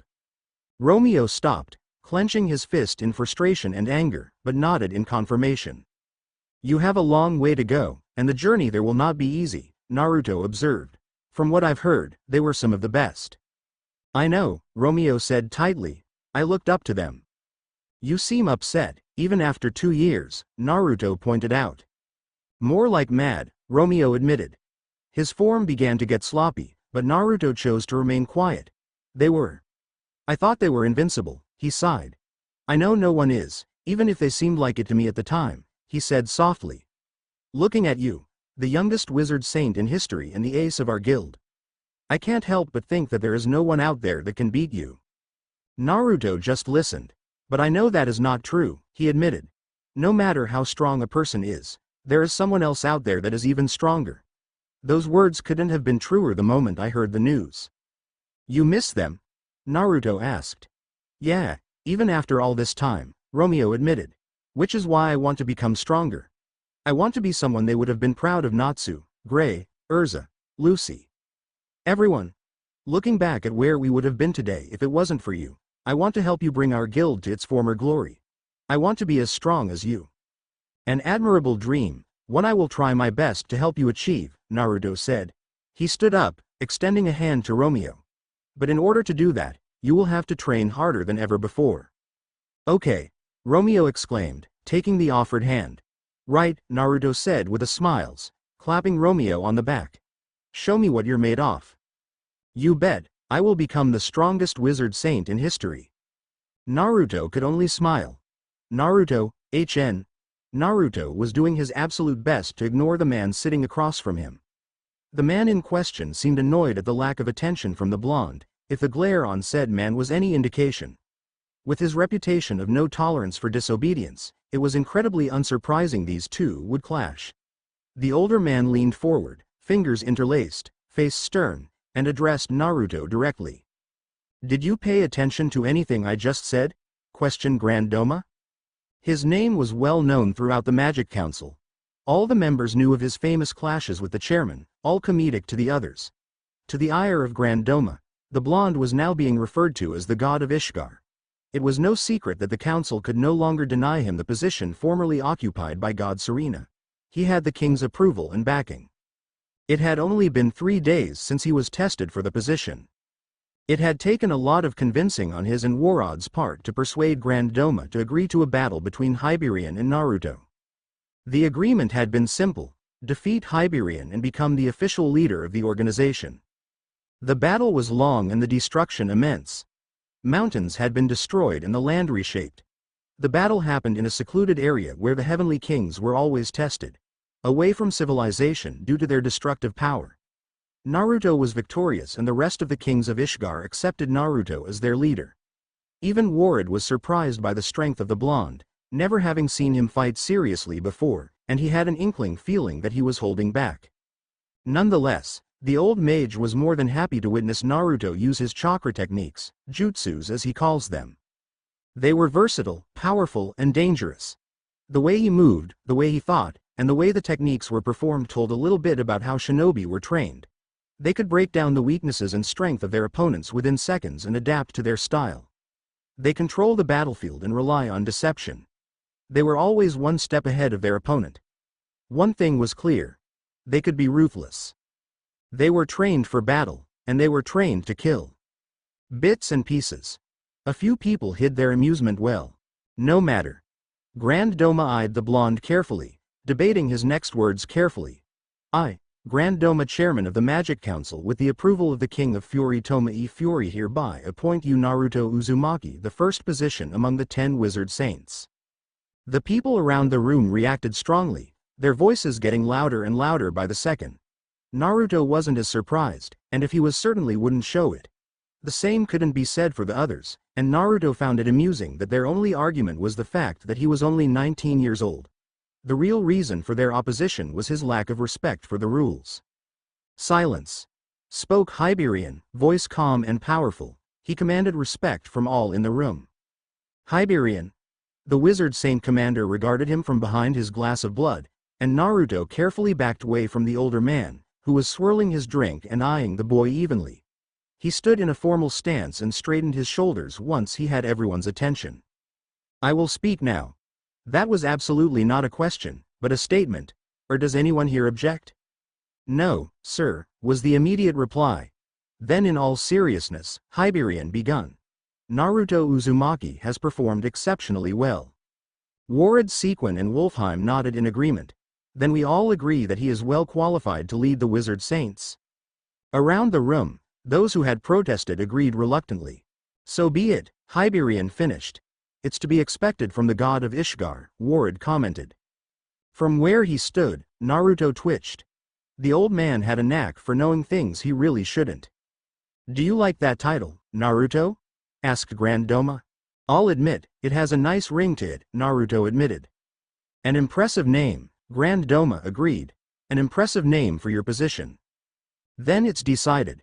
From this day forward, Naruto Uzumaki shall command the respect for a man his position, the god of Ishgar, Grand Doma announced. The safety of Fury is in your hands now, Naruto. Protect it with all your might. Naruto paused. This sounded like a lot of responsibility, actually. Of course, that means that you are in charge of protecting the people, keeping the peace, Grand Doma continued, completely ignoring Naruto. And my personal favorite, keeping the guilds under control. That means any trouble they cause, goes back to you. Oh, Naruto said, looking sick. An important position indeed, Grand Doma agreed. He stroked his long beard wisely. As a matter of fact, there have been reports of an unknown mage breaking into guilds and stealing their mission, specifically S-ranked request. This has been going on for the last 2 years, yet the mage has not been caught. Naruto looked away, whistling innocently. Master. The door behind him closed quietly, and Naruto walked forward. He was still surprised by what the responsibility of running a crumbling guild had done to Mikao over the years. It was a far cry from the strong man he had met 2 years ago. Now, his hair was graying beyond his YS on his face were more prominent. Naruto waited patiently for Mikao to finish studying the documents in his hands. Nodding in satisfaction, he put them away and smiled at the guild's ace. Naruto, Mikao greeted. He gestured for the boy to sit down. How many times have I told you to call me Mikao? Too many I think, Naruto shrugged. Listen, I have a solution for the lack of requests. And what would that be? Mikao asked, intrigued. Naruto looked around, as if afraid someone was spying on them. Mikao looked confused, unsure of what to do, joined the blonde in looking around suspiciously, that is, until Naruto beckoned him over. He approached, leaning forward as if to be told a great secret for his ears only. Closer, Naruto urged. Mikao leaned closer, closer. What is it? Mikao whispered. We steal them, Naruto whispered back. Mikao blinked and looked at the blonde with a blank face. I know right, great idea, Naruto cried, pulling some papers out of nowhere. Matter of fact, I already went through with it. Huh? Yeah, here. Mikao stared at the papers the blonde handed him, all S-rank requests. He looked back at Naruto. Mermaid heel won't need those, Naruto exclaimed. Mermaid heel. Grand Doma's smile widened as he looked at the blonde. Alas, we cannot keep our new young god of Ishgar from performing his duties. He paused. Don't worry, I'm sure you'll get used to the paperwork. It may take some time, but one day, I'm sure. Sure, Naruto muttered, looking miserable. Which is why, the sooner you start the better, Grand Doma cried out enthusiastically. He clapped his hands once, and an official came in carrying a stack of papers that to Naruto looked like it touched the ceiling, and it was a very high ceiling. Naruto turned to leave, his face pale. Year X 791 Naruto was called many things throughout the land. God of Ishgar, Fairy Tales Ace, or in some cases monster. Titles meant very little to him, he simply was what Fury needed him to be, so whether he was viewed with admiration or with fear did not matter to him. However, today he was none of those things, but something that he had not been in a while due to his duties. Today he was being the surrogate brother he was supposed to be. Oh, so close. Naruto mocked playfully. He dodged another bullet and leaned back to avoid a following kick. You will never manage to tag me with such poor teamwork. Alzak and Bisca smiled as they watched Naruto play tag with their daughter and Romeo.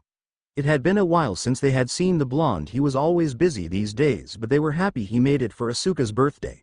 Today was terribly hot, sunlight bathing their skin in a heat wave. Ultra super secret technique. Spiraling water whirlpool shark dance. Alzak and Bisca sweat dropped as Naruto took a water gun and hit Romeo point blank in his eyes. The boy howled in pain from the chlorine in the water, and Naruto didn't bother hiding the smirk on his face at the scowling boy, further infuriating the boy even more. Asuka and Romeo, time to get out, Bisca called out. I think Naruto has something fun planned for later today. The god of Ishgar merely smiled at their questioning faces. In the blink of an eye, he was already out of the pool and heading inside with Asuka in his arms, Romeo hot in his trail. Alzak and Bisca merely shook their head at their antiques and followed after them. They found the three sitting on a table, talking animatedly and eating some snacks courtesy of Kanana. Their daughter was very attached to Naruto, looking up to him like an older brother as well as Romeo, though if he was asked he wouldn't admit it.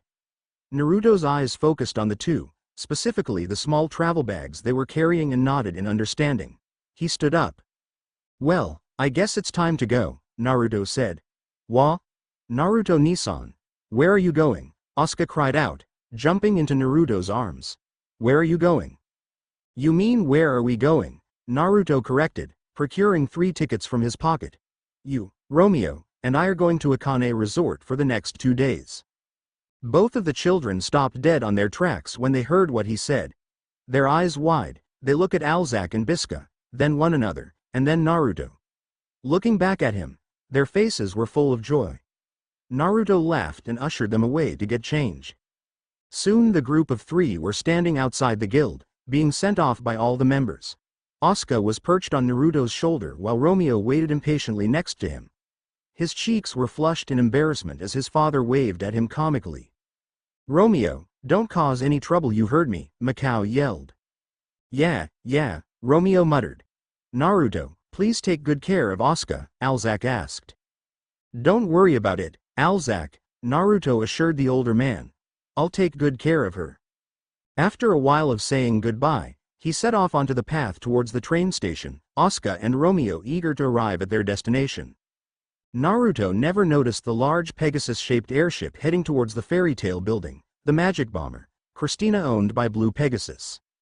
The day following their departure from Magnolia Town saw Naruto realized something. The god of Ishgar was on babysit duty for the next 2 days, charged with the safety of a 13 and 6-year-old. Romeo at the very least can look after himself, for the most part. However, the task of taking care of Asuka was Naruto's responsibility, and failure was not an option.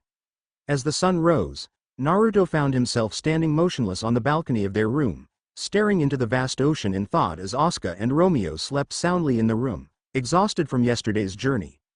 There were 2 beds in the room, Asuka choosing to sleep with Naruto. Naruto was currently shirtless, his body still sweaty from this morning's intense workout. Even though he was technically on vacation, his body was used to waking up before the sun rose, followed by an early workout. Breakfast was another matter, since cooking was not in his skill arsenal, but thankfully cereal did not require a whole lot of skill to make. Today, however, was an entirely different ordeal. Breakfast was served at 9 o'clock on the house thanks to his wizard saint status, so Naruto did not have to worry about what to feed the kids. He didn't think they would be too thrilled to eat a granola bar as their first meal. Things were looking good. Oh my, Naruto paused. He turned to look at the owner of the voice and saw a woman in her mid-20s in the adjacent balcony with her hand on her chest, eyes wide, and, was that drool? Naruto blinked. She blinked back, eyes fixed below his waist. Aren't you a gifted man? Very gifted. Did he mention he was also bottomless? Completely bottomless? Naruto had come out here for a bit of fresh air to cool his body down and think. That was probably why he found himself in this very situation. He started, an embarrassed apology at the tip of his tongue and a hand rubbing the back of his head, not even bothering to cover himself, but a quick hold-on gesture by the women made him pause. She disappeared behind the set of curtains on the door, and not a moment later she was back, this time holding a key on her hand. At his raised eyebrow, she rolled her eyes and tossed him the key. At noon, my husband will be away for a business meeting. Then once again she disappeared behind the curtains. Naruto blinked. Naruto-Nissan, Asuka called from the room. With a swirl of leaves and a puff of smoke, Naruto was sitting on the kitchen table, fully clothed. Asuka found him with his elbow rested on the table and chin rested on the palm of his hand. I'm hungry. Breakfast should be here soon, Naruto assured, looking as calm as ever. In the meantime, why don't you go shower and get ready? Okay. Asuka nodded, rubbing her sleepy eyes with one hand and dragging her teddy bear with the other. There was a knock on the door and Naruto at his head, wondering if breakfast was finally here. Naruto's form flickered and he was opening the door, a grin on his face at the sigful of food. Naruto gave a slight wave at the man, practically ripping the tray off his hands, and tipped him a nice sum before sending him on his way. He rolled the tray to the table and dropped down on the empty seat. Oh man, that smells good, Romeo said excitedly, appearing from the doorway. Naruto chuckled in response and they were soon joined by Asuka. We have a long and fun day ahead of us, the blonde said, helping himself to a plate enough to feed a family of 4. So eat up. Ah, Romeo said with curiosity. Where are we headed first? We should head out by noon if we want to do a lot of things today. There was an awkward pause at the table. Naruto shifted uncomfortably in his seat, refusing to look at the kids in the eyes. For the most part, Asuka remained oblivious to the blonde's strange behavior, but Romeo looked at him with suspicion. I have, some important business to take care of at that time, Naruto murmured. Adult business, so we'll be heading out at 1 o'clock. Really, Romeo said quietly. Aren't you supposed to be here on vacation like the rest of us and not doing work? And what's that about adult business? Sounds like something perverted to me. Romeo shrugged carelessly, even as Naruto fixed him with a surprised look. What would Bisca say or do if she somehow found out you were out doing adult stuff instead of taking care of Asuka like you were supposed to? Naruto was looking at Romeo with a betrayed look, but the boy simply ignored him in favor of eating his food. Asuka was oblivious to the conversation and continued to make a mess out of her food. I see you've been snooping around your old man's secret magazines, Naruto grumbled. Huh? What? Romeo laughed nervously, his face turning red in embarrassment. What the hell are you talking about? What secret magazines? He began eating his food faster, stuffing his mouth with more food before he had even swallowed. I have never even heard about that. How can I snoop around something I didn't know existed? The god of Ishgar was silent for a moment, staring at Romeo with a knowing look and an amused smile. He of course knew Romeo was lying. Everything about his body language was giving him away. Naruto was very observant. Very well, Naruto nodded sagely. 1 o'clock is fine then? Romeo shrugged. Breakfast finished shortly after and the two kids went about getting ready for the day. Naruto remained sitting at the table, watching the minutes go by slowly, waiting for the clock to strike 12. He strained his hearing past the wall of the room, solely focused on the room next door. He could hear 2 sets of footsteps, light voices speaking, and the opening and closing of the front door. Naruto got up from his seat and walked towards the door.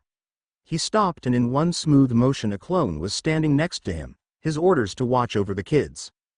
He stood outside the door that belonged to the key in his hand, and not a moment later he was inside.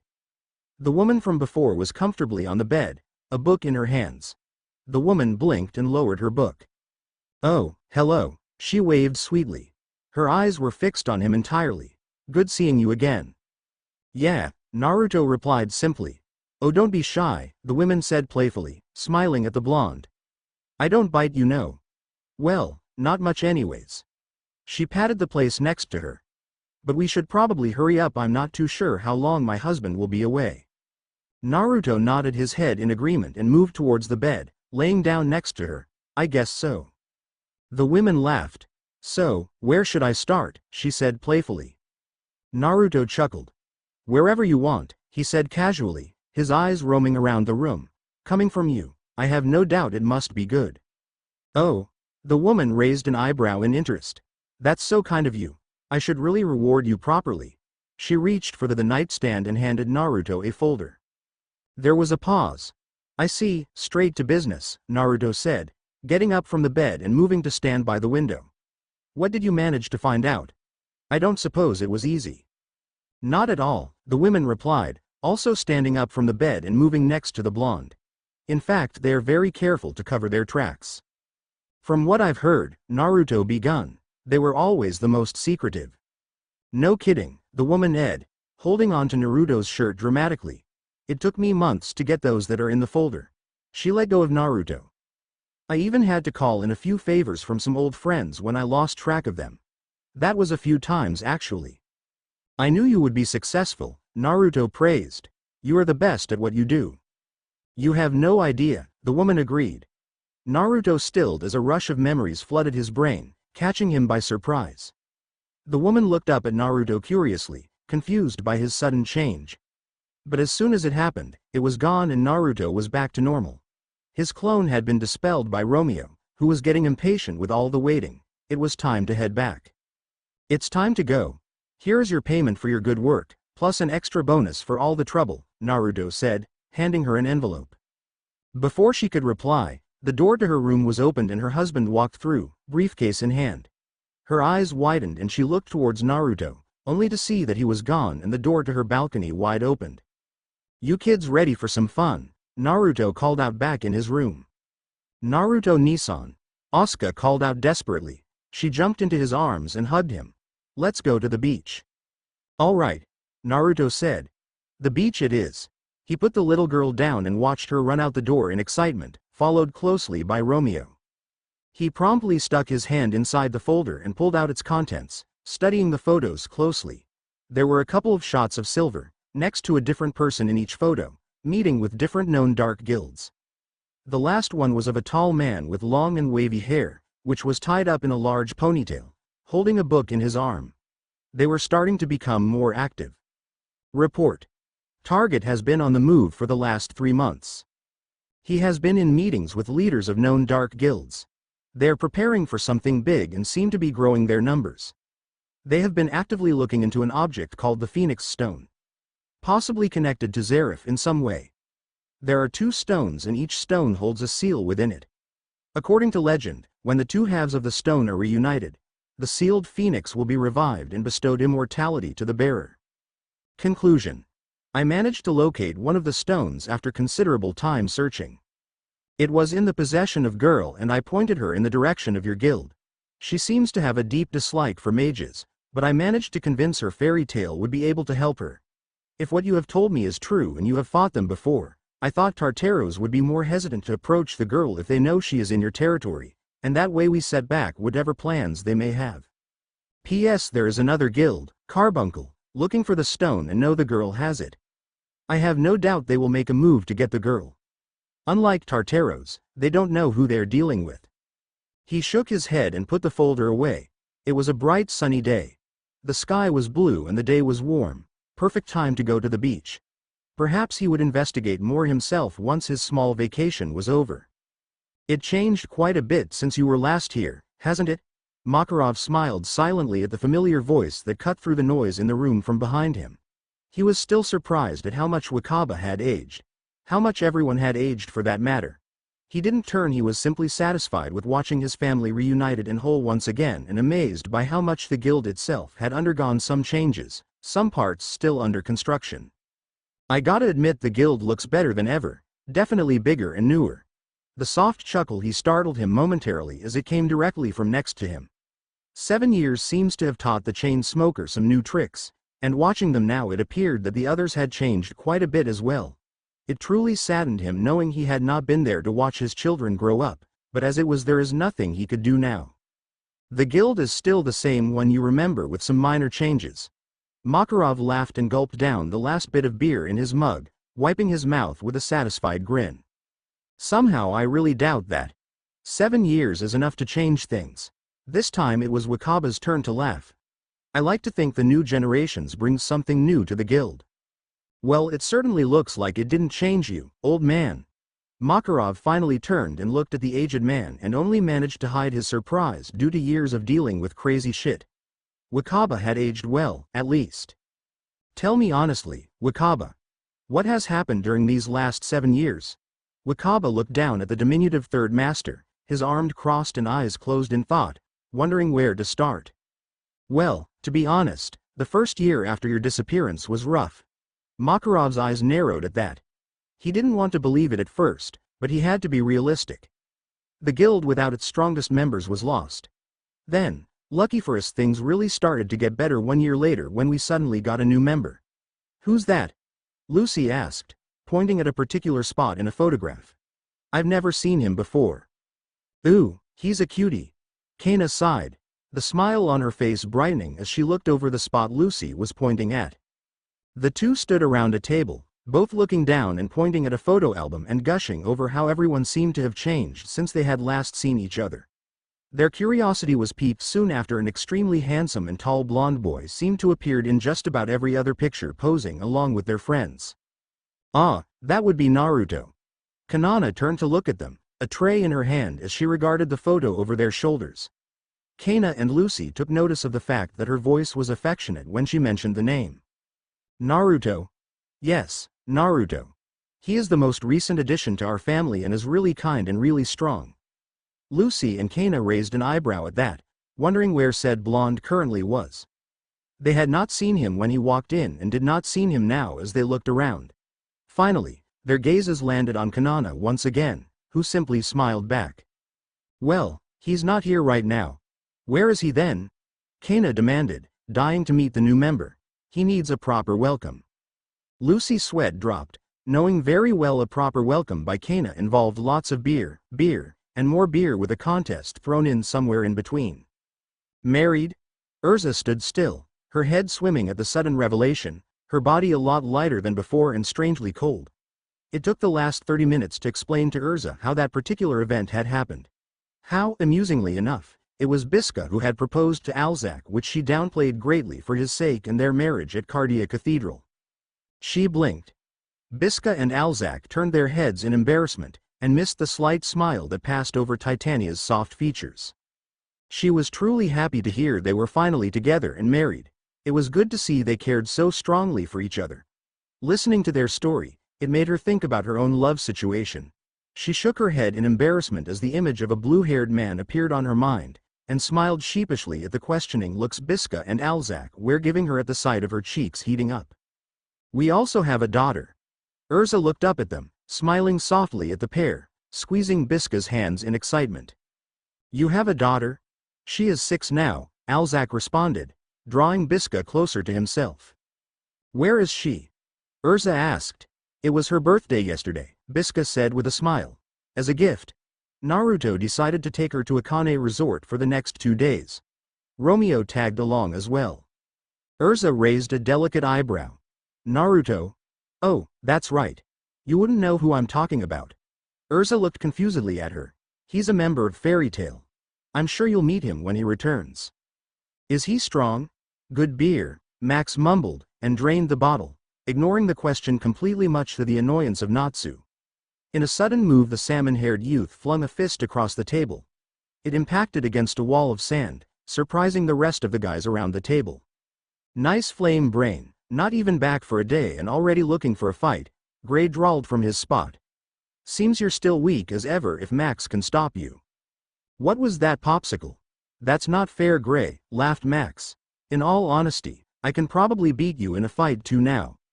The ice mage gained a large tick mark on his forehead, and quickly got up on Max's face. Hua, you want to fight? Real men fight with their fists. A minute later, a big brawl was started that. Amidst the chaos, the doors of the guild were pushed open. A slender young woman walked through, amber eyes staring at the fighting in shock. A stuffed toy with a large head hovered above her, nervously watching the surroundings. Is this the guild that women mentioned? It has to be, the bird spoke. Our best sensors have detected incredible levels of magic in the mountains of the northern territories of the Kingdom of Fury. So far, the incident is still under investigation, however we have eyewitness reports of 2 mountains being destroyed, explained a council member, looking critically at the people around him. Sitting around the table was the Magic Council, all 9 members present. Word had been sent to every guild master about the meeting, and they sat quietly next to the large table. If they were being requested for an audience, the situation must be dire, and no for an answer was out of the question. Macau was among those present. nervous being the only word to describe him at the moment. What could have done such a thing? Asked Org. He merely voiced the question everyone was thinking. It took considerable power to destroy a mountain, let alone two. Whatever had done it was a threat of the highest priority, and the council did not take threats lightly. It appears our sensors were only able to detect a fraction of the actual power. It would be foolish to rule out the possibility that this accident may be related to Zarif in some way. If we don't want a problem at our hands, this situation must be dealt with quickly, Org said. Everybody tensed at the mention of the Dark Wizard's name. Anything tied to Zarif tended to be highly dangerous and powerful, and always difficult to deal with. If this power were to herald the destruction of this country, Org paused and dramatically looked at each person in the room. We must call in the god of Ishgar. Grand Doma stood up and addressed the room. In any case, we cannot afford any more destruction. The true purpose of this meeting is to discuss this matter and ask for the opinion of each guild master. Bothering Naruto-kun without being completely sure of the situation would be foolish, Bob, master of Blue Pegasus, said. He is the last line of defense when everything else fails. He is off dodging his responsibilities again, Macau said calmly. Goldmine, master of Quattro Cerberus, snorted in amusement, but remained silent. A captain will be dispatched before the end of today, along with a garrison of soldiers under his command, Grand Doma said. They will further investigate the area and report everything back to us. Soon we will know the level of threat we are facing and act accordingly. Meeting dismissed. I'm so tired, Romeo whined. How can a 6-year-old be so energetic?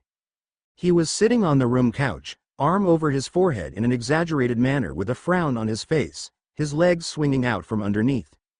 He was watching their youngest companion, Tir, play around with the new toys Naruto had bought for her even after the long day at the beach. Naruto was casually leaning by the bedroom door, silently observing Asuka enjoy herself with a smile. He was tired. Naruto never thought taking care of Asuka would be so difficult and complicated, and all he wanted to do was fall asleep in the comfortable and inviting bed behind him. Take a nap, Naruto suggested and chuckled as Romeo dragged his feet to the bedroom, groaning loudly, and immediately fell on the bed. He pushed off the door frame and picked up Asuka, who giggled and pulled on his locks. You should rest as well. We have a long day tomorrow. My tummy is hungry, she muttered as she rubbed her small belly. Naruto nodded understandably and carried her to their bed. It's still pretty early out. By the time you wake up, dinner will no doubt be here already, Naruto assured the small girl, tucking her under the blankets. For now, sleep. Good night, Asuka hummed as she immediately fell asleep. She must have been more tired than she realized.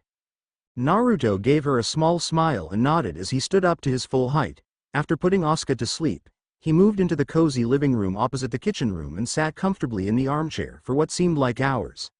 Naruto didn't know when exactly he fell asleep, but he was suddenly woken up by one of his seals flaring to life. More importantly, the seal inside the envelope he gave his informant. He felt a rush of unease. He was out the door in seconds and moved quickly down the hallway and into the adjoining room. He still had the key. There was fair amount of mess, clear signs of a struggle, and the scent of fresh blood hung heavily in the air. A body was on the floor, throat cut wide open and very much dead. The husband. Naruto frowned and stepped over the dead body into the bedroom and found things were much worse than he thought. You are finally here, Naruto Uzumaki. The woman from before stood stock still, eyes red and wide, shaking on the spot from the terrible ordeal. She looked at him with horror, her hand clutching the envelope he gave her in her hand like her life depended on it. It seemed like in this case it did. A tall man stood behind his informant, his hand tightly wrapped around the woman's neck, his other gently holding a worn-out leather book. Cruel, no doubt, murdering a clueless man like that, but things did not have to happen like this, believe me. Mardgear would not sully himself with the insect's blood if it were not necessary. The man gave Naruto a cold smile. It is your fault. He was young, his eyes are black and his hair a ponytail, long and wavy. He was calm and confident, even when standing in front of the god of Ishgar. Who are you? Naruto narrowed his eyes. This man was in one of the photos, so no doubt was a member of Tartaros. Things had gotten out of hand quickly. You were foolish to come here, knowing who I am. He was wearing a long black jacket trimmed with flame-like patterns, light-colored pants and intricately designed combat boots. Naruto admitted he was not at his best at the moment. Shorts and t-shirt, and he had on a pair of sandals. I imagined there was a frown on my face, because the man held a satisfied smirk. You're an interesting fellow, Naruto Uzumaki, as interesting as a human can be. The stranger paused, then he nodded. Mard Gear wanted to meet you personally. You speak as if you're not one, Naruto said, and who is Mard Gear? A pertinent question. He seemed to choose his next words carefully. Mard Gear is a creation of dark power, conceived in the depths of Tartarus, conqueror of a realm beyond human comprehension. He shrugged. A devil, perhaps a demon, no, king of the underworld. You're gonna have to forgive me, but I don't follow. He still held a frown, his arms folded as he tried to understand the man's words. In due time, I'm afraid. The stranger let go of the women, who immediately leapt into Naruto's arms. For now, meeting you is enough. He disappeared. Naruto, please be careful, the women in his arms said. Naruto nodded and stepped back away from the women. He knew Tartaros was a dangerous dark guild, but he never thought they would retaliate in this manner. In a way, it was his fault his informant was in this situation and her husband was dead. Somewhere along her reconnaissance mission she must have been found out and followed back here. He knew it was a way to find out who hired her and an opportunity to send a message. A single shadow clone formed beside him. You're on guard duty until I return, Naruto said. His face was emotionless and his voice cold. No one gets in, no one gets out, understood? He walked outside into the balcony of his room and closed the glass door shut. Highly complex seals flashed white all over the room, completely isolating it from the outside. No one was getting in with those in place, not unless they were Naruto. Wrong move, he muttered. His body surged with powerful chakra and he flipped through some hand signs. Rain Tiger at will technique. Dark clouds took over the sky, completely blocking out the sun as thunder boomed in the distance. A deluge of water fell from the heavens, heavy rain that battered against the windows of the hotel. A perception ninjutsu that is closely linked to Naruto's senses and allows him to pinpoint an enemy's approximate location. He tensed and his head whipped towards the direction he felt a rapidly moving figure. Naruto blasted off the balcony and begun to travel towards the moving figure. Naruto was rushing through the land, flickering in and out of existence with expertise use of the Shunshin no Jutsu. It had only been 5 minutes since he began his chase and already he could feel he was getting closer to his target. His senses were in full awareness, able to feel everything that moved for miles. Every raindrop that touched the enemy further pointed Naruto in the right direction. 10 minutes had barely passed and Naruto found himself in a barren field, completely devoid of any trees. He saw the enemy stopped as soon as he appeared and simply stood there waiting for him. It was not the man from before, but someone different. Naruto noticed he was animalistic in appearance. So you found me, Naruto Uzumaki. I was wondering if the plan had worked at all. Apparently it did. It was short, round, and humanoid with a single eye hidden beneath an armored helmet. It was disgusting, but Naruto continued to stare at it intently. You were a problem. The husband was simply an unfortunate casualty. Perhaps if you had not meddled in our business, he would still be alive, but it's too late for what if. Silver says you are powerful, so show me.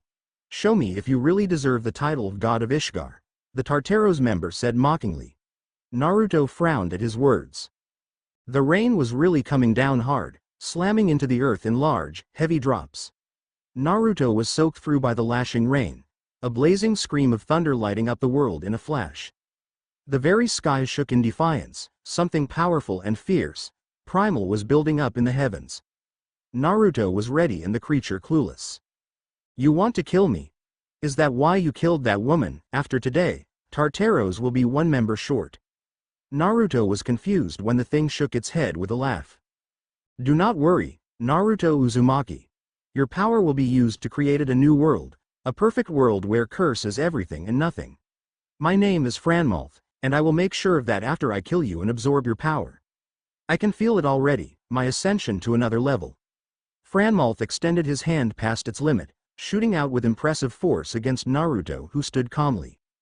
In a split second, Naruto dodged the nasty appendage that would have no doubt broken a few bones, and caught it with his bare hands. Tightening his muscles, he lifted Franmalth into the air and flung him away with concussive force. If this is all you got, this fight was over before it started. The rain around Naruto suddenly stopped. Water release. With Neek, every single raindrop within a mile radius converged into a single point, creating a massive water dragon that towered over the surrounding land. Its monstrous yellow eyes focus on Franmalth's crater and moved towards his direction, letting out a loud roar that shook the earth. Naruto watched as his technique impacted into Franmalth's location. The ground cracked from the heavy pressure of the attack, and he saw as the crater was further ripped apart. Abruptly, the water exploded outward in a display of purple shockwaves and Franmalth's body stood up from the crater, but everything was wrong. His appearance was different, specifically his face. Naruto's eyes widened in complete shock and his body stilled. Years had passed and his appearance changed with his advanced age, but Naruto recognized that face and eye patch despite how much time had changed it. Before him stood what appeared to be someone who he had called a friend back in the day. However, everything else about him was Franmalth, and Warad had informed him he had died a traitor. "Guess I will have to go all out," Franmalth yelled maniacally.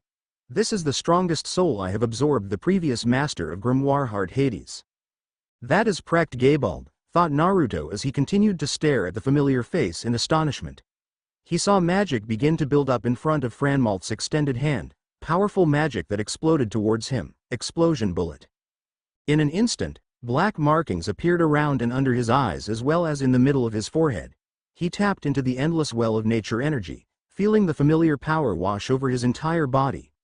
Naruto exploded in Silver Chakra, and he directed all of it into his next move. The ground rumbled as an entire forest tore through the area within seconds. Naruto slapped his palms together in a prayer motion, pushing his chakra out in waves. Wood release secret technique. Nativity of a world of trees. Franmalth frowned as he watched an entire forest grow within seconds and collide with his own attack. There was an explosion upon contact, but his attack was easily overwhelmed by Naruto's trees. Frowning further, he began firing explosion bullets one after the other as magic met forest in a multitude of explosions. Naruto smirked as his wood release pushed forward, withstanding the multiple attacks the enemy was firing. The leader of the wizard saints stood under the endless rain, drenched to the bone as he waited to face the Tartarus member in battle. Despite being told by Warad that Precht had turned a traitor, he would not let anyone defile him in such a despicable way. He was going to destroy Franmalth.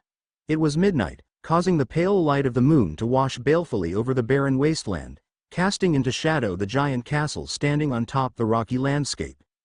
Kyoka strode through the bones of fallen mages through the large ribcage of a dragon that had scorched the land for eternity to Tartaro's headquarters. It wasn't actually apparent at first, but this was a graveyard of dragons. "Why have we returned, Kyoka-sama?" Sayla asked. "Our mission is not complete." Franmalth was defeated. Sayla's even gaze briefly flickered with a frown as she followed closely behind. "The leader of the wizard saints is proving to be far more dangerous than we anticipated." "That is unexpected." Kyoka gave no sign she had even heard the statement. "Franmalth is not weak by any means, and the soul of Hades he acquired is quite powerful." "Yes. Hades was the closest human to have ever reached the one magic," Kyoka replied quietly. She saw the dawning comprehension in Sayla's eyes. "So you realize why Grimoire Heart was so powerful." "I see," she said softly. "Franmalth was defeated in that form?" "Precisely," Kyoka murmured in thought. Silver reported the boy was strong. Franmalth should have more to say. Nothing more was said as they approached Hell's Core from the right, and moved through the large laboratory. The scent of chemicals hung strongly in the air, over the large containers and tentacles. It was dark and quiet as it was always, besides the sound of moving liquid and heavy breathing. They reached one of the many containers, and unlike the other ones, this one was not empty. Franmalth. Sayla watched as Franmalth stepped out of the tube, fully revived and staring blankly at the pair. The short demon blinked and regained his bearings before finally focusing on the two. Sayla noticed he seemed far more subdued than before, and her curiosity only grew stronger. "I lost, even when employing Hades' full power. I lost," Franmalth said. Kyoka narrowed her eyes. "You state the obvious. Perhaps a few brain cells were lost during the rebirthing process." Sayla hid her amusement expertly at Franmalth's outraged look. "Tell me, what did you learn about Naruto Uzumaki?" "Why should I tell you after you insult me?" Franmalth demanded childishly, arms crossed. I bet you would have lasted less if our positions were reversed. Watch what you say to Kyoka-sama, fool, Sailor retorted strongly, before I send you back to that container. Very well, but make no mistake when I say one of us is not enough to take that man down, he begun. I mean it. Amaterasu. Formula 28. The energy around Franmalth grew enormously, converging in front of him to form 3 circular seals. The foreign magic condensed within him, flooding his body and surging through his system. Purple light shone around the formula seal and a massive cylindrical explosion engulfed the veritable forest, turning into a pillar of power that erased everything it touched. Vines burst from the ground beneath Franmalth, each one moving to ensnare the demon. However, Franmalth jumped high into the air, twisting his body and avoiding the vines with quick reflexes, magic building up at the tip of his fingers. He rapidly struck 4 of the vines with piercing bullet faster than they could move, cutting through the plants like they were made of butter. The others vanished into the ground, moments later appearing as a single thick one his attacks could not pierce. You should not have done that. Using someone I know against me was the wrong move. As powerful as you may think Precht has made you, I'm 10 times more powerful. You should have stuck with what you do know, because I can already tell you have no understanding of the power you wield. Franmalth frowned as Naruto seemed to shimmer for a second before appearing behind him, surprising him with his speed. It was only momentarily before he reacted, blocking a sweeping kick, dodging a backhand, and moving back to make some distance. A chain rushed forward complete with a grappling hook, ready to catch Naruto by surprise. Naruto leapt backwards, avoiding the first strike by deflecting it with a kunai in hand. The second strike was intercepted by a vine, entangling with the chain until Franmalth dropped the attack. Naruto used that opportunity to shunshin next to his opponent and deliver a devastating Sage Mode enhanced kick. Franmalth exploded against the ground in a shower of debris and dust, even his enhanced durability proving useless against the blonde's immense strength. It didn't take him long to realize that going in for close combat against that human was a bad idea, even with his extremely durable demon anatomy. The blonde was fast, strong, and had lightning-quick reflexes, and that was what he had shown so far. He could feel he was being overpowered as he leapt to his feet to block a strike that would have taken his head off, and he felt a few bones crack under the immense pressure of the kick that connected through his defense. He was sent reeling back with concussive force, followed closely by Naruto, who in a split second had a swirling mass of chakra in his hand. Rasengan humming with barely contained power. The demon from years of experience realized what was about to happen, and extended his hand to intercept the attack. The blonde's attack vanished when met with his absorption, and Naruto, looking surprised by the turn of event, was driven back by the follow exploded in a beam of light. That was clearly not magic. Franmalth frowned slightly, wondering what he had just absorbed. It had been powerful and intoxication, and just a tiny amount had been enough to augment the piercing bullet to such an extent. The man was perceptive and had no doubt reached a similar conclusion if the frown on his face was any indication. Armed with this new knowledge, Franmalth knew that he must be facing someone who, like the 9 demon gates, did not use magic. Unfortunately, the brief respite was over and he tensed as he watched the blonde create a single hand sign. Water release. Exploding water colliding wave. Naruto manipulated the rain, already spreading out his chakra to every single drop within the area, concentrating it and expanding it. A veritable widespread tidal wave of crushing water rushed down the Tartaro's member in a direct path of destruction. Inside the water was a single spark, and then a flash of lightning as the wave was engulfed in electricity. The water sparked and crackled, and Franmalth was surprised when he saw Naruto riding the wave unharmed by the deadly combination of elements. Amaterasu. Formula 100. When Naruto saw the runic seals surround him, he tried to release an enormous blast of chakra to disrupt the attack. However, it was completely useless and he was engulfed in a deafening explosion. The combination attack was dispersed in all directions and the ground underneath the blonde buckled and cratered from the immense pressure exerted by the explosion. Unfortunately for him, Naruto was familiar with Precht's runic magic and had been prepared. Wood release. Underground roots technique. Franmalth's eyes seemed to widen in genuine surprise as a network of roots suddenly burst out of the ground underneath him and moved to surround him in perfect sync. Before the roots could even touch him, the demon managed to blast them back with a spell known by Hades, using the opportunity to leap away from them. He regretted the elation he felt at escaping the attack as he was forced to defend an all-out hand-to-hand assault by the blonde, who was using his Sage mode to easily overpower the Tartaros member and push him back. Hades had considerable knowledge in the art, but the blonde was proving to be exceedingly efficient in it as well, easily surpassing anything the master of Grimoire Heart was capable of. His own expertise was useless at the moment, as it seemed being able to dodge a strike meant being blasted back by an invisible force. Explosion bullet. When he was being utterly overwhelmed, he tried releasing a destructive blast to push the blonde back, but it was anticipated. Naruto slapped his palm on the ground, releasing an explosive shockwave that dispersed his attack. Instinctively, chains lashed out at the wizard saint, who was caught by the wrist and pulled forward. Instantly, a thick vine burst from the ground at his feet, lashing out with great force and slammed into the Tartaros demon with incredible speed, which he was unable to react to in time and was thrown back a considerable distance. Naruto landed on his feet as the chain retracted, and looked up at the sky thoughtfully. Franmalth came to a stop and stood up, his body beaten from the blow. Purple magic writhed around him ominously as he regained his bearings. Franmalth clasped his hands together and Naruto quickly whipped his head in his direction, watching with wide eyes the enormous amounts of magic beginning to swirl between them, compressing into a single point and becoming denser and heavier, turning into a blinding ball of dark purple light. A purple sphere the size of a Rasengan floated between them, suddenly flying out of his hands and rising to the sky, pulsating with barely contained power. We've come to this point. Naruto looked up at the floating ball with a frown and apprehension when it began to shine an unholy light over the battlefield. Franmalth, meanwhile, was laughing excitedly. Screw the 3-second rule, I'll destroy you now. Grimoire law. It was chaotic.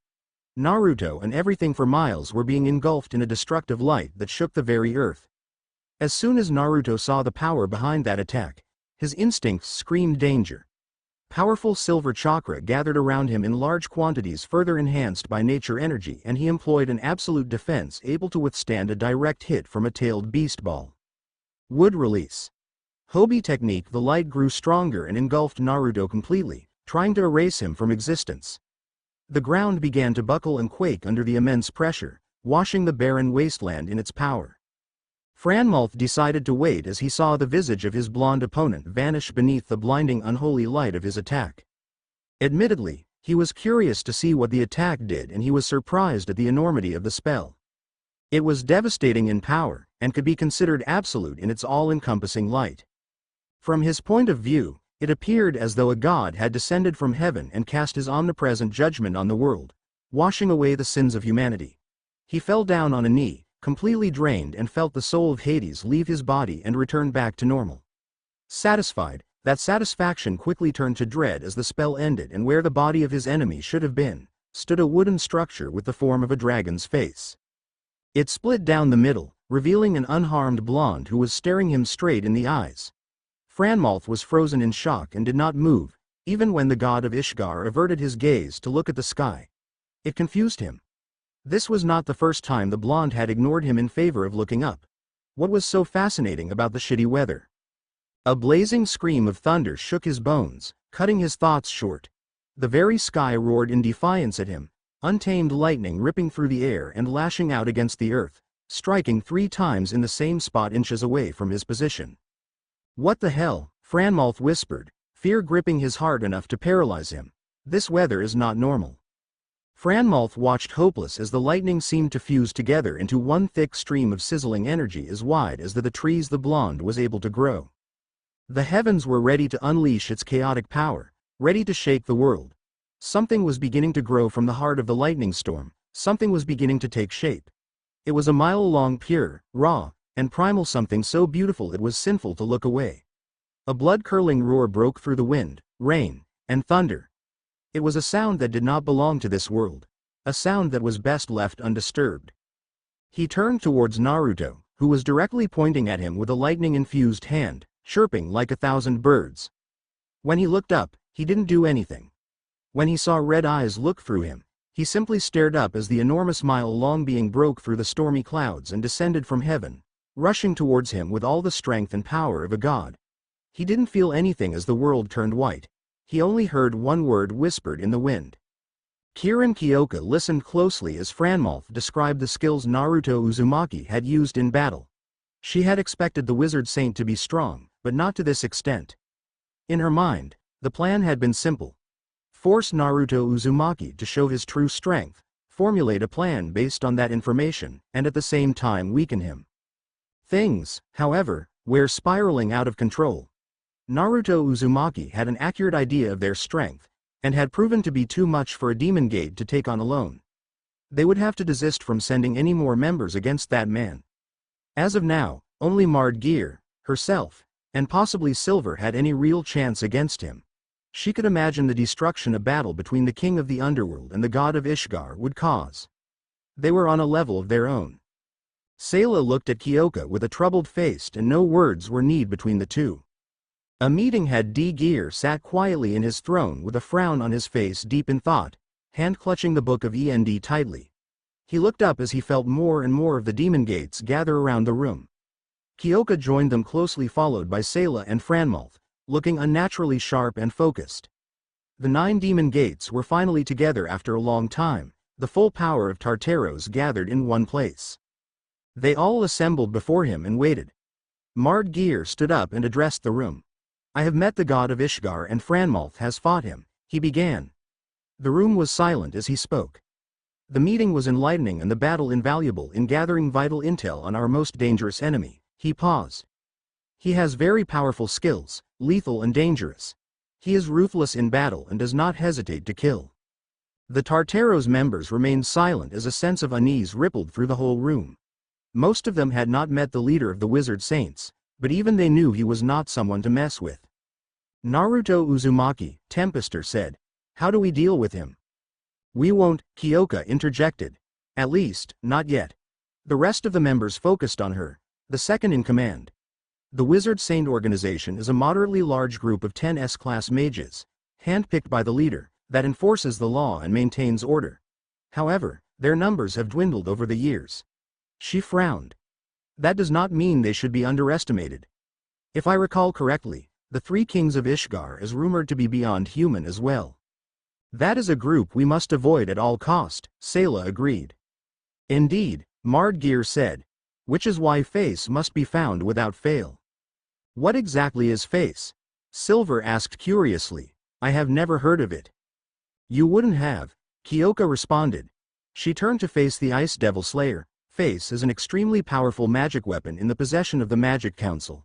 A top secret only known to a select few, Kyoka continued. It has the power to nullify magic across a continent. I see, Silver muttered. Every mage in Fury will be affected, including me, all except demons who use curse. If only you accept our proposal of becoming one of us, Sayla spoke softly, a demon. Well, that would make my powers quite ironic, wouldn't it? Silver laughed. A demon that uses devil-slaying magic. Naruto Uzumaki will not be affected, Franmalth interrupted. And why is that? Mard Gear questioned.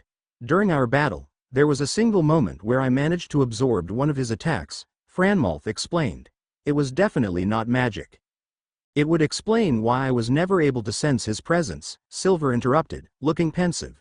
Even as he stood in front of me, it was like he was not there. A different type of energy perhaps, Sayla wondered. Is such a thing possible? We ourselves do not use magic, but curse, Keys pointed out, who up to this point had been silent. That is proof magic is not the only form of energy. The world is a vast place and goes beyond the borders of Ishgar, Mard Gear intoned. Each continent, each country, must possess secrets of their own. They have their own military, their own mages, and their own powers. It would not be surprising if they have anomalies like us able to use a different kind of energy, he continued. Naruto Uzumaki, like us, is above the average mage, able to use a source of energy exclusive to him, and impossible for others. It would explain why he is so powerful.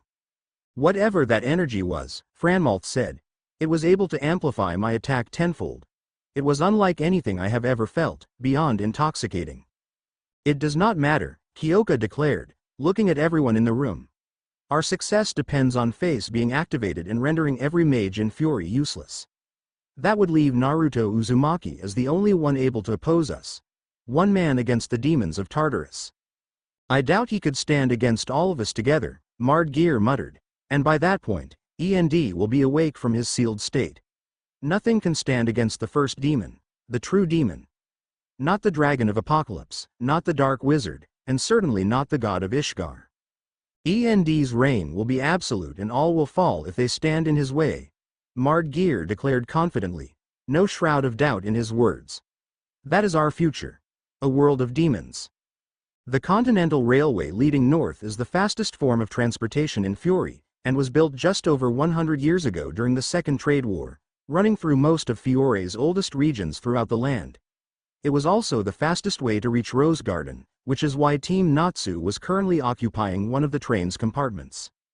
As usual, you look pathetic, Gray commented, backing away from Natsu. Whether traveling by train or boat, aircraft or magical vehicle, Natsu responded poorly to anything that was not happy. Usually, Wendy could temporarily heal his motion sickness, but after repeated use the body starts to build an immunity towards the healing spell. In other words, the spell no longer had any effect on Natsu, who was forced to hold back his food the whole train ride. Wendy, can't you use your magic to make him feel better? Happy called out. After healing him so many times, the spell won't work on him anymore, Wendy replied sadly. There's nothing I can do. You'll just have to endure until we reach Rose Garden, Natsu, Urza said, pulling her eyes away from the countryside. Natsu turned paler, sweat running down his face in rivers. I really hate my stomach. In the end, it wasn't long before the train arrived at its destination and Team Natsu stepped out. Idyllic, the first thing they noticed were the distant mountains across the horizon, the long creeping valleys in between, and the sweeping fields of roses stretching for miles.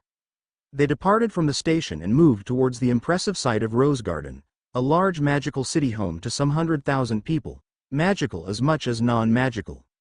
It was far different to what the group was usually used to, flying carpets traveling in the night air or mages traveling in their brooms. The group was mesmerized by everything, mostly the festive atmosphere. This is amazing, Natsu exclaimed while looking around. The whole city is overflowing with magic, Gray observed. Natsu turned to Happy, looking excited. Happy, first we need to find some food. Aye. The two best friends bounded off to the closest food stand, salivating as their eyes roamed through all the different choices. That idiot, Gray complained, looking exasperated, they're always wandering off. Urza simply smiled softly.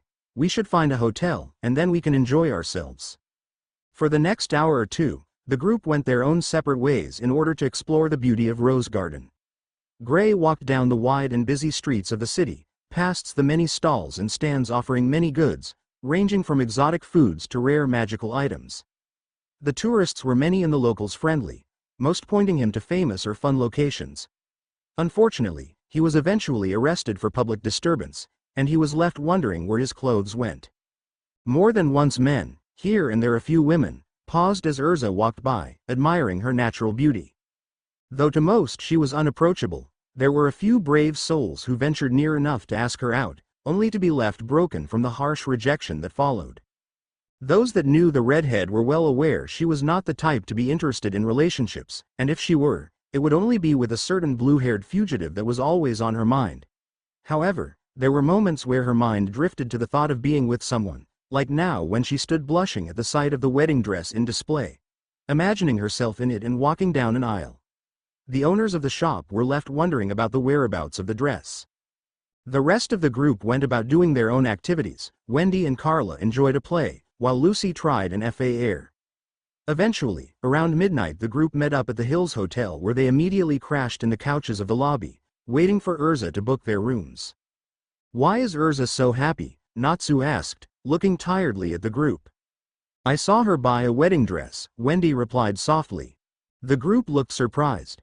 In no time, the group was ushered to the top floor where they had a clear view of the entire city. Up in her room, Lucy stripped bare naked and jumped in the shower. After the long day of walking, and trying to get Eclair to warm up to the group, the hot water felt soothing to her muscles. She washed the grime and sweat of her hair, making sure to take her time as the water flowed smoothly down her bare body. It had definitely been a tiring day. Aren't you going to take a shower? Lucy asked. Eclair was staring out the window silently when Lucy walked back into the room, and ignored her question completely. She swung her eyes over the city and saw hundreds of mages dancing and celebrating well into the night. Hordes of civilians and tourists watched in fascination as they performed flashy displays of magic, entrancing the crowd with the multitude of colors. Despite her dislike for mages, Eclair couldn't help but feel captivated by the magic being performed. "Eclair!" Momin exclaimed. "You know, if you don't like me and would prefer to room with someone else," Lucy muttered, trailing off sadly. "I don't mind," Eclair responded blankly. "The look in your eyes is the same as mine." "What's that supposed to mean?" Lucy asked softly. "You have the look of someone who has experienced loss," Eclair replied, looking away. "I did not expect a mage to carry that look in their eyes." Loss. Darkness flickered to existence, the thick shadows in the room swirling to a single point behind the celestial mage. A figure emerged from the twisting mass of black, facial features hidden behind a white mask and the rest of the body mostly encased in a dark gray hooded cloak. There was a glint of light in his hand, and a blade flashed forward with impressive speed. Lucy's instincts screamed at her and she jumped back as a blade flew mere inches from her, embedding in the bed she had been sitting on a second earlier. Lucy leapt away as more blades rained down on her and she grabbed Eclair, pulling her away from the room. They crashed through the window, shards of glass flying everywhere as they ran and jumped from the balcony onto the street, trying desperately to lose their attacker. Almost immediately, the figure flew out the room hot on their tail, fast and agile and gaining on them. Lucy was forced to angle her body backwards as a dozen blades embedded on the ground next to them. Acting fast, she took a quick turn into an alleyway, pulling Eclair along with her and Momin flying right behind them. It became a fast-paced blur of movement as Lucy raced down the alleyway, the masked individual darting from wall to wall after them, long blade glinting in the moonlight. Blades flashed in front of them and they were forced to jump down a lower level, bouncing off a canvas and slamming into the hard, concrete ground. Lucy rolled to a stop, her world blurry. She immediately stood up, trying to blink away the fuzziness as she moved to stand protectively in front of Eclair once she saw their attacker standing on the rail of the upper level, looking down at them through his mask. "Blade of mine, drink their blood." The figure lunged forward, blade poised to strike Lucy down. However, he was forced to dodge as a searing and sizzling blast of heat hissed right underneath him. An uncomfortable heat spread through his body, and he grunted as he was pushed back by long tendrils of ice magic. He landed awkwardly on the ground, silently fuming at the new arrivals that interrupted his hunt. Natsu. Gray. Happy. The only two male members of Team Natsu stood protectively in front of their comrades with Happy hovering between them. "Who the hell are you?" Natsu demanded, glaring at the masked figure. The figure paused, his eyes traveling down Natsu's arm and noticed the fairy tale guild mark. He began to retreat, moving away from the group at high speeds. "I have no name for you." The skies were lit up by a sea of constellations as Natsu and Gray darted through the desolate streets of Rose Garden. The festivities had died down for the night, a small break only to begin anew tomorrow. As they raced through the streets, they would occasionally pass the odd couple walking around, taking a romantic stroll in the night. They darted left, pushing through a multitude of hanging blankets that blocked their vision. They were almost caught off guard as they broke through the last one, the enemy lying in wait for them. Gray was blasted back by a kick to the chest. The figure ducked underneath a powerful blow from Natsu and grabbed his arm. Natsu's eyes widened as he stumbled forward, losing his balance, and grunted as the assailant's knee connected with his gut. There was an audible gasp of air and Natsu was tossed aside. He quickly recovered and encased his fist in fire, engaging the figure in close combat. Natsu was forced to dodge away from the blades the figure was using, and the attacker used that small opportunity to dash away up a building and onto the roof. Gray, having recovered from the kick, propelled himself forward with his magic, while Natsu opted to use his enhanced speed to ran up the wall. Once they reached the top, their bodies tensed. The enemy was standing across from them. Fairy tale. Before either mage could reply, the enemy's shadow parted, swallowing him until he was gone. It wasn't long before the group got back to the hotel and regrouped in Urza's room. "I think this stone is the reason why someone is after me." Eclair's voice was softer than usual, her previously detached demeanor giving way to a thoughtful and confused expression.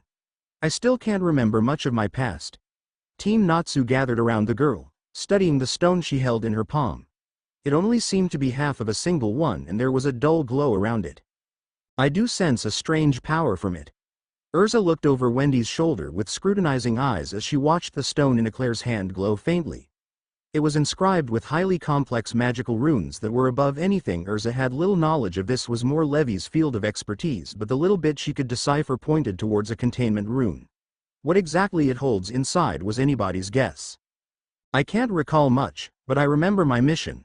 I have to take this stone to a mage named Kalurd living in Boundary Forest, Eclair muttered, looking at the stone emotionlessly.